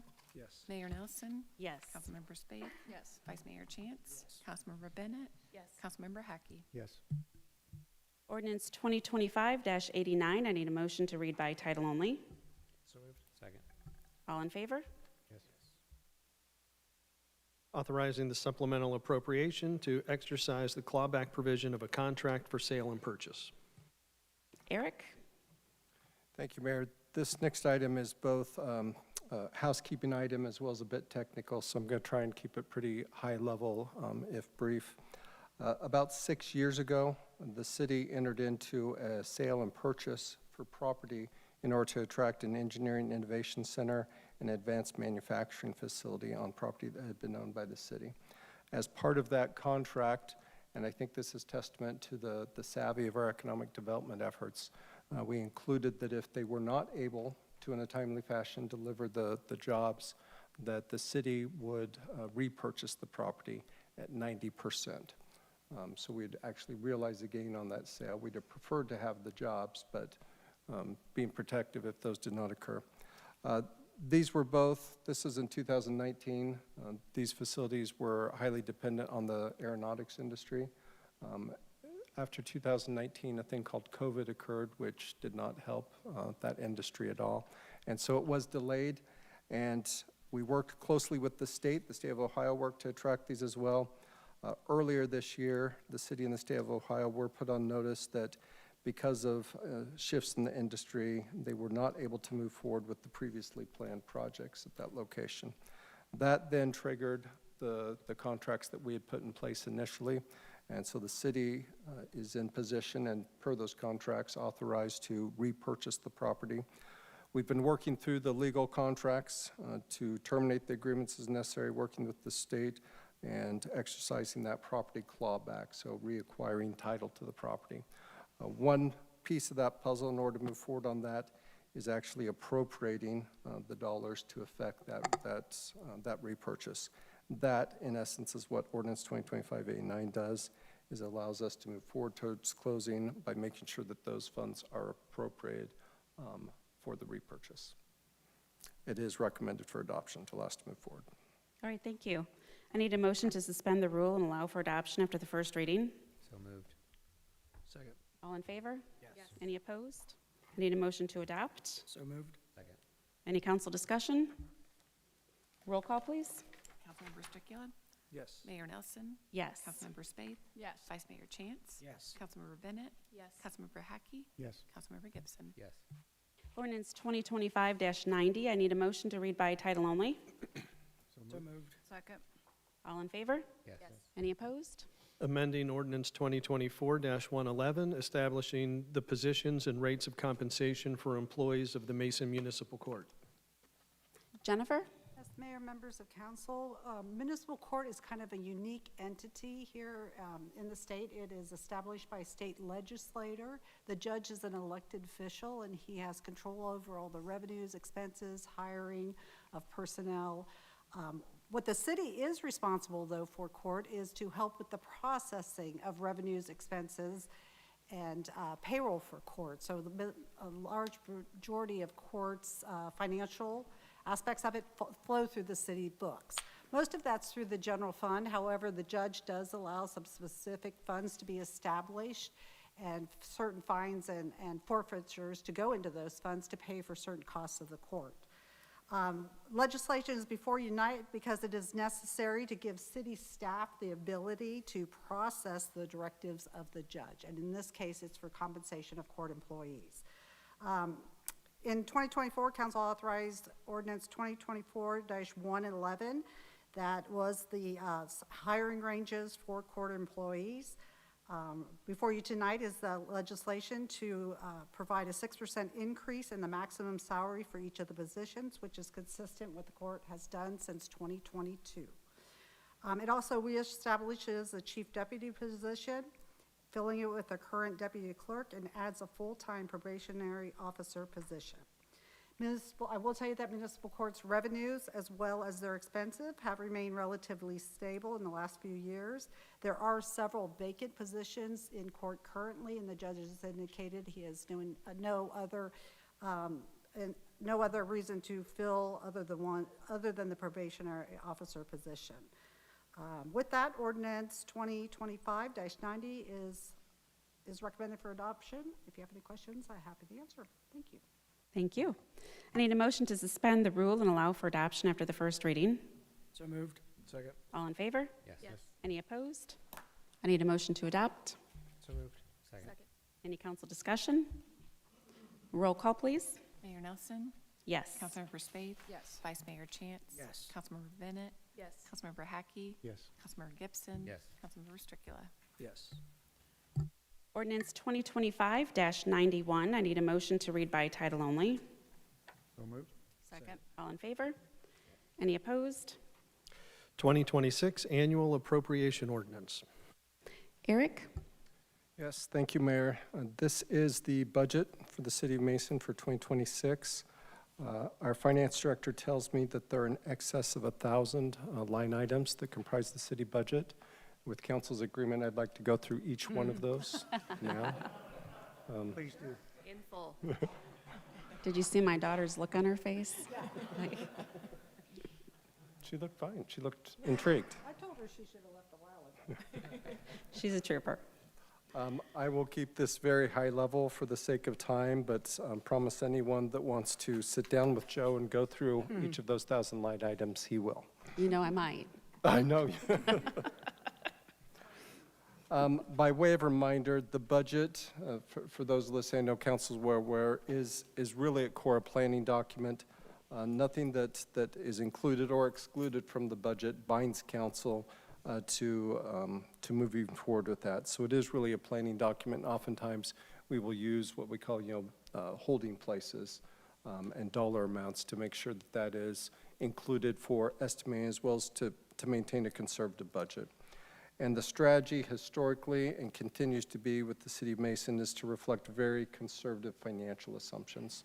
That means we do not anticipate revenue coming in that exceeds what is likely. There are revenue sources that we actually budget for zero revenues to be received. And we also budget for expenses or projects at the full capacity of what might be possible. And frequently what that means is there are items that are budgeted that don't get done because time is more valuable than, or less available than the dollars may have been. What that leads to in the larger strategy here has always been that, that gap between what our expenses actually are and what our revenues end up being is what we aim for, and that's what I always said is the clearest single indicator out of all of those line items of what the city's success is financially. And that becomes dollars that we are able to invest into the capital fund. So that gap is what fuels our capital fund, what we really use to take advantage of investment opportunities. And one of the main messages from the budget this year is we have had the benefit of large balances that have allowed us to be ready for investment opportunities. And if there's a problem with the City of Mason, it's that we have an excess of opportunities. And that impacts both time as well as the last year. We were able to take advantage of several opportunities, many of which will fuel economic development into the future. Don't realize immediate returns, but will have returns as properties develop, as well as obviously securing the long-term home of the tennis tournament. So we had a lot of opportunities and that impacted our fund balances, and the strategy here is to focus more attention, and this will take some time at rebuilding those balances so that we remain ready for those type of historic opportunities. A couple of successes that I always like to mention, but I won't belabor, is we have a set-aside program now that has essentially insured the city fleet, which sometimes has been erratic because of budget cycles. And we're trying to duplicate that success on a much larger scale with street resurfacing.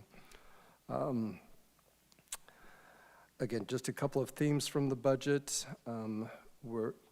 With that intensive investment in capital, we are continuing to need to place additional emphasis on realigning operations. As the city has grown with the scale of investments, we have sometimes depressed or constrained operating expenses. Parks is often used as an example, but there are a multitude of examples throughout the city. And there is a continued focus on making sure that our operating budgets are at a capacity to help maintain the scale of what we've invested in. I already mentioned rebuilding the fund balance reserve funds. We continue to pay down debt. As part of that, we are anticipating, again, with those opportunities, some opportunities for issuing debt, specifically to improve our response time in fire, which is one of the priorities I have here. And now I'm coming to the conclusion. A couple of things to reference. The safety fund, I mentioned the response time in fire. Safety fund continues to be very stable, using a combination of income tax and property taxes. All of these are dependent both sometimes on state action and initiatives that sometimes focus on local governments on property tax, as well as macroeconomic influences. As long as the state As the national economy moves forward, I think we can be confident that Mason's economy will benefit from that. Community Center continues, and I think this is larger than we sometimes give it credit for, as a publicly owned recreation center. It continues to operate positively, meaning it maintains a fund balance without requiring subsidies from the general fund. That is a huge blessing and a huge compliment to the business model that sustains that. The golf operations have had a couple of years of transition, largely because of tennis. The anticipation is over the next few years, as we incorporate the tennis operations, the change there, that will have a positive impact to the long-term financial position of golf. Finally, want to reference a reoccurring theme of the Finance Committee, and you'll see embedded in the budget, is shifting focus from where we've historically been on a short term, looking at what's next year's projects, what next year's appropriation planning will be, to more of a long-term prioritization of projects and initiatives. The city has, again, an excess of opportunities. That means there is increasingly a growing number of ambitions, needs, opportunities for city funds. And while we're blessed to have those prospects, it also requires us to take the time, and I foresee through 2026 taking the time with council, through departments, to look at all of those opportunities and go through a fairly strategic process of prioritizing what deserves the most attention over the next several years, while also keeping that fund balance to allow us to be nimble and take advantage of new opportunities, but start projecting out where our dollars are best served. So I anticipate considerably more action from the Finance Committee, as well as involving council and looking at how we handle that strategically. With that, want to give a lot of thanks and probably apologies to the Finance Committee.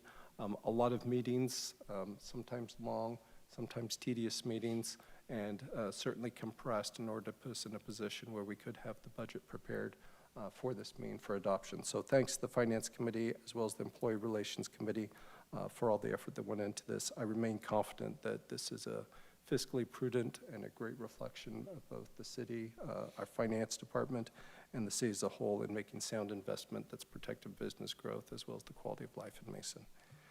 It is recommended for adoption. Thank you. Well, it wouldn't be Joe. If Joe did it, it's definitely fiscally prudent, for sure. And he is very good at being a conservative budget planner, so he's very impressive. Joe who? That's our finance director. He's very smart. All right, so I need a motion to adopt. Yes, motion to adopt, please. So moved. Second. All in favor? Yes. Any opposed? Council discussion? Mayor. Yes.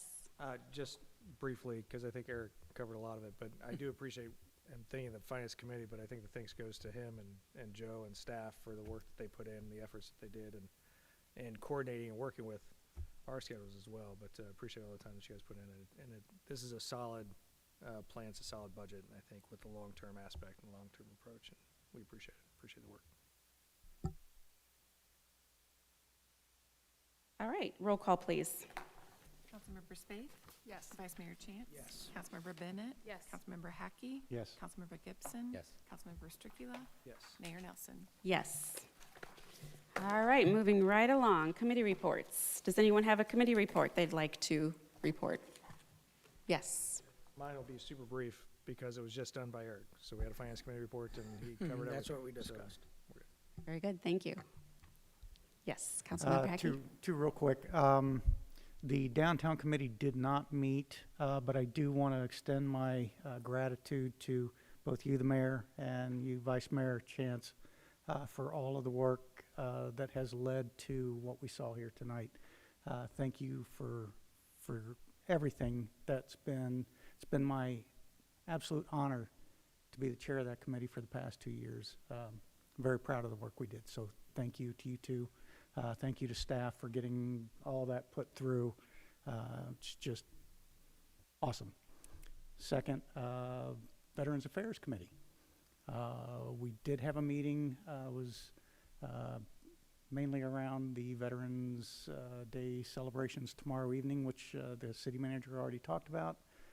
We would love to have a lot of people come out and join us for that tomorrow evening. And again, thank you, Vice Mayor Chance, for your work on that committee. Councilmember Stricula, fellow veteran, as you mentioned earlier, your dad's a veteran, so you're right there in the family. But I can't be more proud of the work that we did over my 4 years on the Veterans Committee. You know, the upgrades to the Veterans Memorial, the work with the Vietnam Veteran Welcome Home, the World War II veterans, just amazing the work we were able to do out of that committee. So again, thank you to everybody who was involved in that, and again, thank you to the staff who took what we asked and just knocked them all out of the park. Our staff is just amazing. So thank you. All right, thank you. And you have been a wonderful chairperson to lead the downtown committee, and you have done a phenomenal job. And we appreciate all the work that you've done to bring this to fruition. All right, any other committee reports? Councilmember Bennett? I have two. I'd like to update on the Arts and Culture Committee. We met in October. We got an update from Karen Kilgore from the Mason Arts Council, and it was really great to hear where they are with things. They've hired a firm to assist with fundraising for the new Arts Center. The board members among themselves raised the required deposit to bring that firm on. They will be fundraising in phases. So the first phase, which will probably sound familiar, is they are raising funds to fully develop a master plan for the center.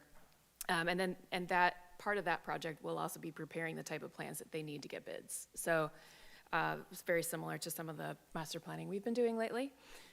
We have asked them to come back to the Arts and Culture Committee quarterly to give us updates on their progress, and we'll share, or whoever is on the Arts Committee in the future will share those updates in their committee reports, just so we can kind of keep tabs on what's going on with that Art Center project. The Mason Symphony Orchestra was a topic of conversation. How can we help promote them, let the city know we have a symphony orchestra here in Mason? So we talked about some different options. We also got an update from Assistant Manager Jennifer Heft on a community event planning guide. One of the things that we've heard from a number of residents is that they don't know what they don't know. They don't know even what to ask when trying to plan a new event in the city. And so staff has been working on a guide to kind of outline things you should think about and ask when you've got an idea for something. We also talked a little bit about the cost for, like, for example, a Friday Music in Mason event, which is a little bit hard to really drill down on, but it's helpful to give ballpark numbers to community members when they're thinking about an event themselves. You know, what should I expect for hiring a band? What should I expect for a sound person? Or, you know, when should I contact the police department to see if we can have an extra officer stop by? That kind of thing. Councilmember Hackey said he thinks the plaza tent is ugly. So we had a whole conversation about if there's a way to make that more beautiful. Basically, the answer is yes, but it's going to cost a lot of money. So that probably goes into the priority conversation we'll be having over the next year.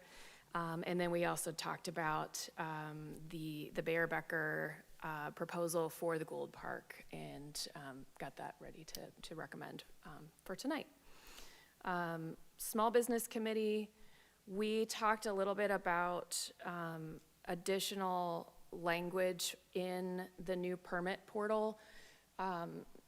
If you aren't a person who builds things regularly and you're not familiar with the terminology and how processes work, it's not exactly clear. So we talked about adding additional language to encourage people to follow up after a certain period of time because things happen.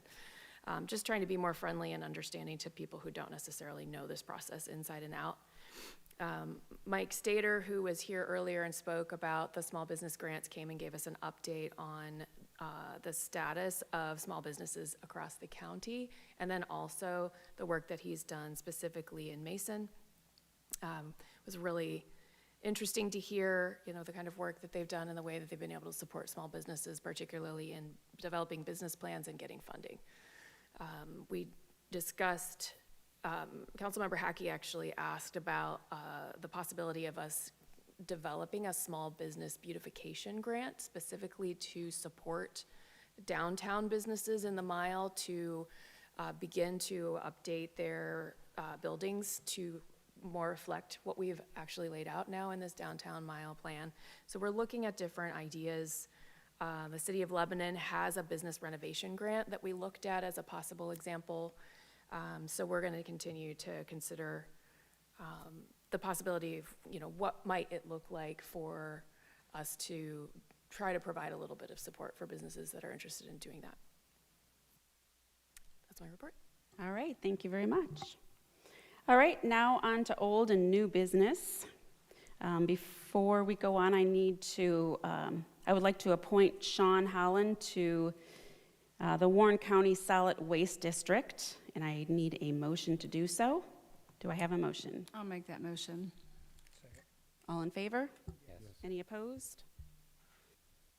Okay, I have a number of things real quick. Well, not real quick, it's going to take a minute, but in the past 2 years, I've had the honor of serving as the mayor for the City of Mason. This council has worked with purpose and unity to deliver great progress for Mason. I want to just highlight a few of our accomplishments over the last 2 years. In 2024, the city was ranked the 4th best place to live by Fortune. I love to tell everybody that every chance I get. The city purchased the Tennis for Charity property, which solidified the City of Mason as owner of the Lindner Family Tennis Center and surrounding property. In 2024, we had the largest single investment and job creation year on record, with over $560 million in new capital real estate, and over 1,700 jobs, totaling 12 projects within the city's targeted industry sectors. State Route 741 improvements were completed, with the last section from Cox Smith Road to Spyglass Hill widened to 5 lanes. Total improvements completed to 741 over the last 5 years is approximately $30 million in investment, and the city's second largest roadway project after the I-71 interchange. We successfully completed and opened the adaptive ball fields at McKeno Park, enhancing inclusive opportunities in Mason and providing home fields to the Mason Challenger League. Council showed their continued commitment for the revitalization of our downtown by investing $3.5 million into the MAID CDC to advance our downtown Mason Mile. We formalized our agreement with the Mason Arts Council for the future development of the Performing Arts Center. We created the Small Business Committee of Council to attract and maintain small businesses in the community, and from there we created the Small Business Community Impact Award to highlight a small business in Mason that is giving back to the community and improving the overall quality of life in Mason. We attracted the second expansion of Procter & Gamble with the relocation of the headquarter operations of Global Baby, Feminine, and Family Care. This expansion includes 500,000 square feet and $400 million of new investment and approximately 1,000 jobs. This investment more than doubles the size of the facility and is P&G's largest R&D center with the largest concentration of science and technical talent. We maintained a general obligation bond rating of AAA for Moody's Investor Services. We received a certificate of achievement for excellence in financial reporting for the city's 2023 comprehensive annual financial report. Thank you, Joe. We've installed the city's first electric vehicle charging station in the public parking lot in downtown and added an AED to the downtown plaza. We widened Mason Montgomery Road from Enterprise Drive to Concord Crossing Drive, providing dedicated turn lanes for multiple businesses, including the Mason School Bus Garage. This project also includes a new sidewalk connecting downtown to Terrace Drive. We help Cintas Global Headquarters plan and secure the growth of executive and leadership level operations, $15 million in new investment, and $12.5 million in new payroll. We attracted the fourth expansion of AtriCure Global Corporate Headquarters, one of the largest announcements in the region and the state for 2024. The project drew $24 million in new investment and 120,000 square feet campus expansion, 300 new jobs, and $55 million in payroll. We announced 6 Digma, a 30,000 square foot aerospace industry global corporation headquarters in Mason's R&D Park. With the sale of 3 acres, it attracted $12 million in new investment with 39 new jobs and $3.5 million in new payroll. We finalized the upgrade to Willowbrook Life Station. This upgrade included larger pumps to meet future economic development demand from US 42 Industrial Park. We solidified a 2-year contribution commitment to the Warren County Small Business Development Center to expand resources available to our small business community. We constructed a shared use path connection along the east side of Kings Island Drive from Great Wolf Lodge to Wilson Avenue. This connection completes the remaining missing section of path along Kings Island Drive. The new company, RH Aereo Systems Global Corporation headquarters, formed in Mason with Rheinstahl's major acquisition of the global company Hydro Systems KG, securing long-term plan for the new future expanded company campus in the Mason R&D Park.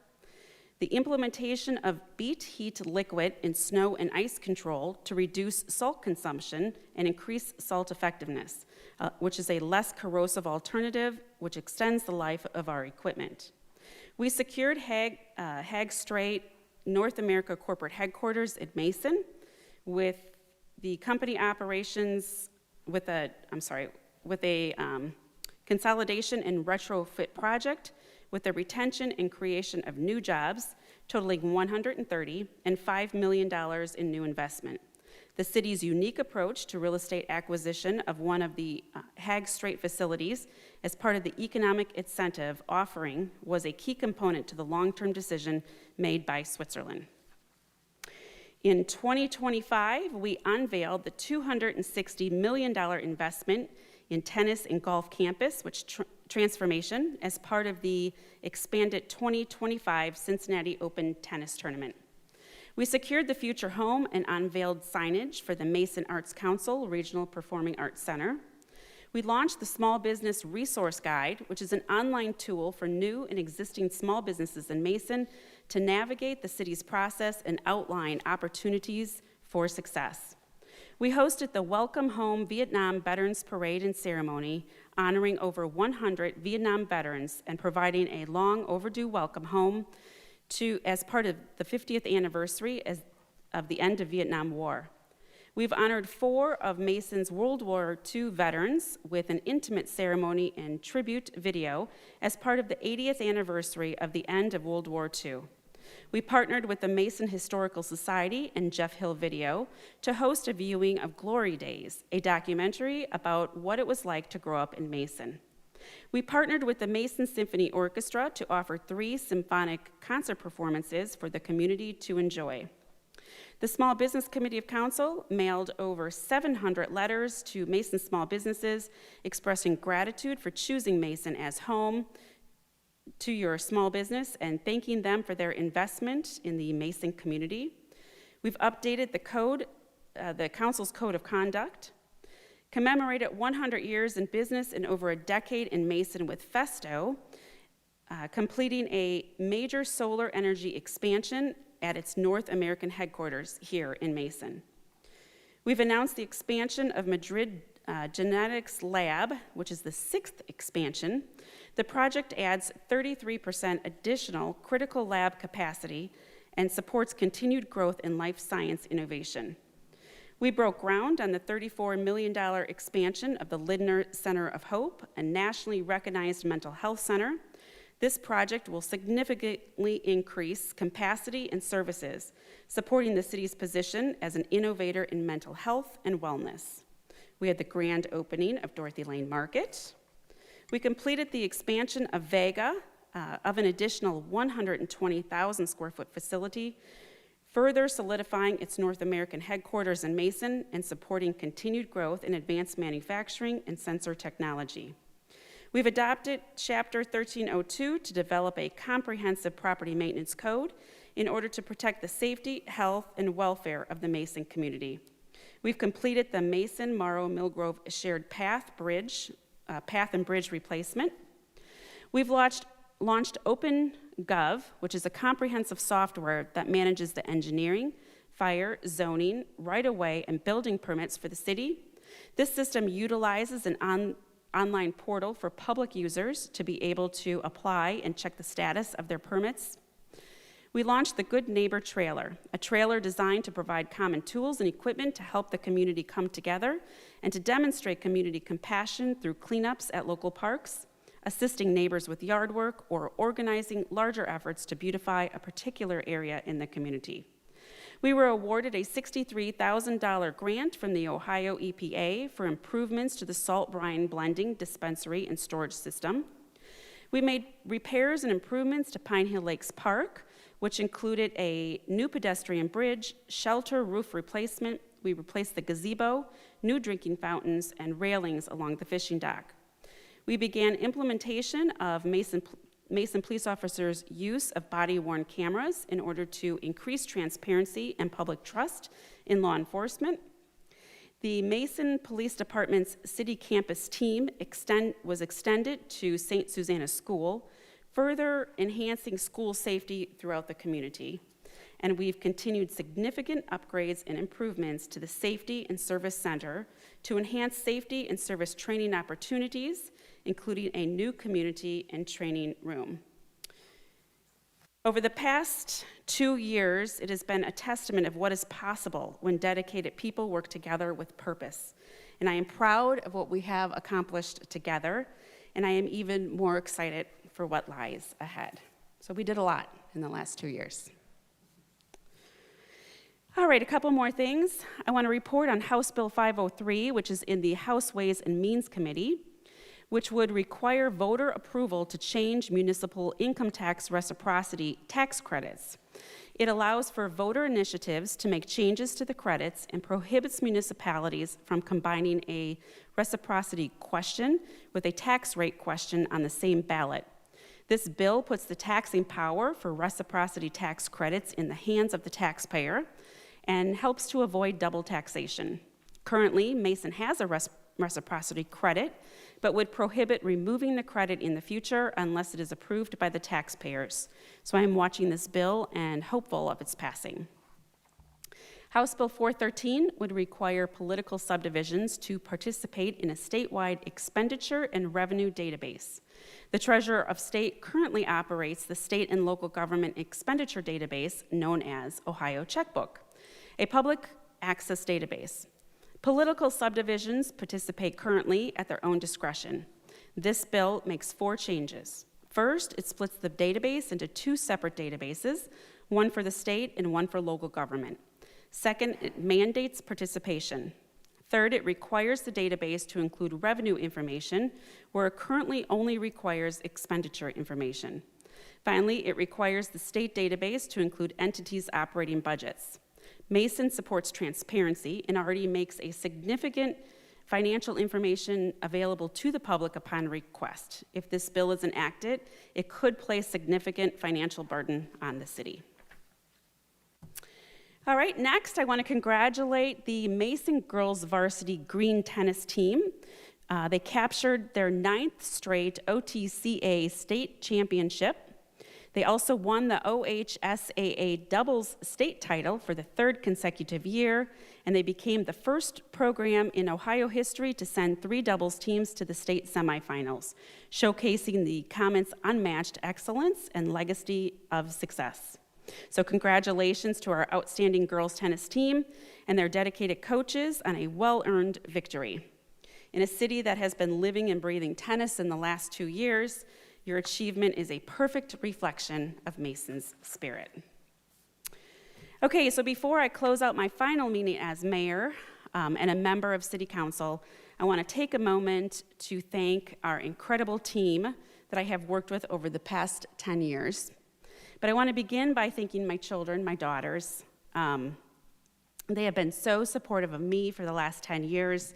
It hasn't always been difficult as a single mom, working 2 different jobs, trying to raise them, but they've always been my #1 fan and always supporting me and cheering me on as I went. I also want to thank my parents who have watched every interview, read every article, watched council meetings, and have constantly been supporting me and keeping me on a great track. All right, I would like to, Josh, Scott, Joy, and Barb, I want to take a moment to thank each of you for your partnership and your public service to our community. It's been an honor to serve alongside each of you. I respect your voices, I value your perspectives, and appreciate the way you've shown up for our community. You've each brought something unique to this council, and I'm proud at the work that we've done together. And I know Mason is in good hands with you guys continuing to lead. As new members join this body, I encourage you to keep doing what you do best, which is listen and work well together. The future of Mason depends on collaboration, and I know you'll rise to the occasion just like you always have. I want to thank you for your service, and thank you for making this journey meaningful. Eric, our city manager. I want to thank you for your tireless dedication to our city. In every chapter of Mason's story over the past decade, your fingerprints are there. You've led with grace under pressure, with wisdom in complexity, and a calm demeanor when times got crazy, which we all know they did. And somehow you managed to smile through it all. I've watched you navigate tough conversations, council personalities, and big dreams, like the tunnel under Mason Montgomery Road. But you've always done it with integrity and always with your heart. So thank you for being the kind of leader who listens and never loses sight of what makes Mason so special. You make council's job easier and our city stronger. Mason is very lucky to have you, and I am lucky to have worked beside you. Whew, gets a little emotional. All right, Jennifer, thank you for the hard work and dedication that you've given to our city. You've been a quiet force behind so many of Mason's successes. We all know that you keep Eric in line and on track, and for that, we thank you. That alone deserves a medal. You've been a vital force in keeping our operations running smoothly and our voice and our vision focused. You are a great role model to many of the young women out there, and I am honored to have learned from you over the past 10 years. Michelle, who is our Economic Development Director, and she's not here, but maybe you can tell her to listen to this part. You are a force of nature. I continue to be impressed by your ability to attract major companies and inspire them to invest in Mason. Your leadership is one of the key reasons our residents enjoy low taxes, because you've built a thriving corporate base that shares in the cost. You've helped shape Mason into a destination for growth, and we're lucky to have you. You are a very impressive lady. Kurt, our city manager, or our city engineer.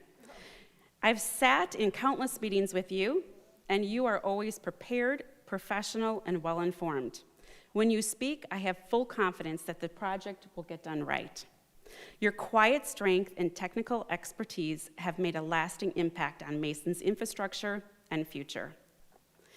Jenna, I want to thank you for your hard work. You are a very reliable employee. You work with grace while under pressure. You are an impressive young leader, and I appreciate all that you do to keep things running smoothly behind the scenes and keeping Eric and Jennifer on track. They would be lost without you. Dan, Allie, and Jeff, thank you for being the quiet engine behind every smooth meeting. Always prepared, always precise, and always keeping me on track. Your steady presence has made my work not only easier, but better. You've kept our records straight and me in line, which is no small feat. I'm grateful for your support and your guidance through the years. Thank you for everything you do. And saving the best for last, Joe, our finance director. Brilliant doesn't begin to describe him. His conservative budgeting, strategic foresight, and financial stewardship have kept Mason in pristine fiscal health, including our AAA Moody's rating year after year. It's been a running joke that you're my favorite employee, but it's only funny because it's true. You've made the complex look easy, and you've given the city a foundation of trust and stability. Mason is in great hands knowing their tax dollars are being handled responsibly. I've enjoyed our tax conversations throughout the years. You are one smart person and very impressive. To each of you, thank you. Because of you, Mason is the best place to live, work, and play. I truly will miss all of you. You've made Mason stronger, smarter, excuse me, and more resilient. It's been an honor to serve alongside you, and I leave this seat with deep appreciation for all that we've accomplished together. All right, and with that, yes, I'm getting there. Well, we do still have recognition of visitors for the second time, if anybody would like to approach the podium.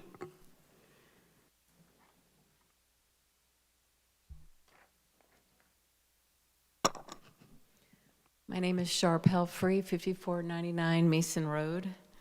I want to thank Councilmember Hackey, Vice Mayor Chance, and Mayor Nelson for the years of service that you've put into our city and for the direction forward that it has gone in those years of service. I also want to thank Mayor Nelson for her initiatives, her time, even seen a few tears over the last couple of years as we've worked together on the Gold Park Initiative. And it was a culmination this evening to see that come to fruition. So on behalf of Larry Averbeck, who is Eleanor Gould's heir to his estate, the Gould family, who are close within the area, the tirelessly working Gold Park Committee, some who are still here and some who just couldn't last throughout the evening, and a very large invested amount of community members that are contiguous and around Gold Park. I want to thank this council for unanimously supporting the Gold Park Initiative, and we look forward to all that's coming forward. Thanks, and God bless. All right, anyone else? Okay, I need a motion to adjourn into executive session for the purpose of discussing acquisition, disposition of property, litigation, and employment compensation of public employees, and consideration of legislation on employee compensation. Mayor, real quick, I do have one other thing. I know it's, 11, I don't even know what time it is. It's 10:54, but we have time for a birthday song, right? Oh, Lord. Yep. The mayor will be turning 21, I think, the 15th? When is that? 21st. 21st, that's close. So if you guys could all join me, probably Joy, you start leading this thing, and we'll sing happy birthday before we leave. Is that good? All right. Ready? We're ready. Happy birthday to you. Happy birthday to you. Happy birthday, Mayor Nelson. Happy birthday to you. Thank you. I'm just glad that I didn't have to sing in that one. I'm sure you're glad too. All right, do I have a motion? Second. Roll call, please. Vice Mayor Chance? Yes. Councilmember Bennett? Yes. Councilmember Hackey? Yes. Councilmember Gibson? Yes. Councilmember Stricula? Yes. Mayor Nelson? Yes. Councilmember Spade? Yes. I just do want to announce real quick that we will most likely have additional legislation which is anticipated after executive session. All right.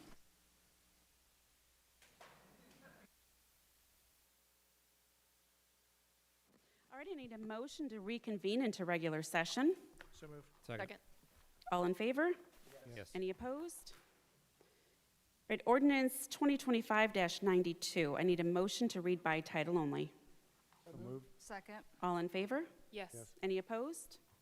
Establishing the salary administration plan, providing for consideration of increases in compensation on an annual basis, and granting a cost of living increase. I need a motion to suspend the rule and allow for adoption after the first reading. So moved. Second. All in favor? Yes. Any opposed? I need a motion to adopt. So moved. Second. Any council discussion? Roll call? Councilmember Bennett? Yes. Councilmember Hackey? Yes. Councilmember Gibson? Yes. Councilmember Stricula? Yes. Mayor Nelson? Yes. Councilmember Spaeth? Yes. Vice Mayor Chance? Yes. Ordinance 2025-93, I need a motion to read by title only. So moved. Second. All in favor? Yes. Any opposed? Repealing ordinance 2024-109 of the City of Mason, Ohio, and establishing hiring compensation ranges for City of Mason employment positions. I need a motion to suspend the rule and allow for adoption after the first reading. So moved. Second. All in favor? Yes. Any opposed? I need a motion to adopt. So moved. Second. We had a first and a second? Okay, sorry. Council discussion? Roll call? Councilmember Hackey? Yes. Councilmember Gibson? Yes. Councilmember Stricula? Yes. Mayor Nelson? Yes. Councilmember Spaeth? Yes. Vice Mayor Chance? Yes. Councilmember Bennett? Yes. Ordinance 2025-94, I need a motion to read by title only. So moved. Second. All in favor? Yes. Any opposed?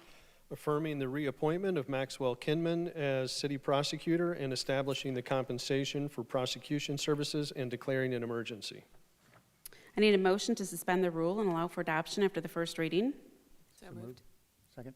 All in favor? Yes. Any opposed? I need a motion to adopt. So moved. Second. Any council discussion? Roll call, please. Councilmember Gibson? Yes. Councilmember Stricula? Yes. Mayor Nelson? Yes. Councilmember Spaeth? Yes. Vice Mayor Chance? Yes. Councilmember Bennett? Yes. Councilmember Hackey? Yes. Ordinance 2025-95, I need a motion to read by title only. So moved. Second. All in favor? Yes. Any opposed?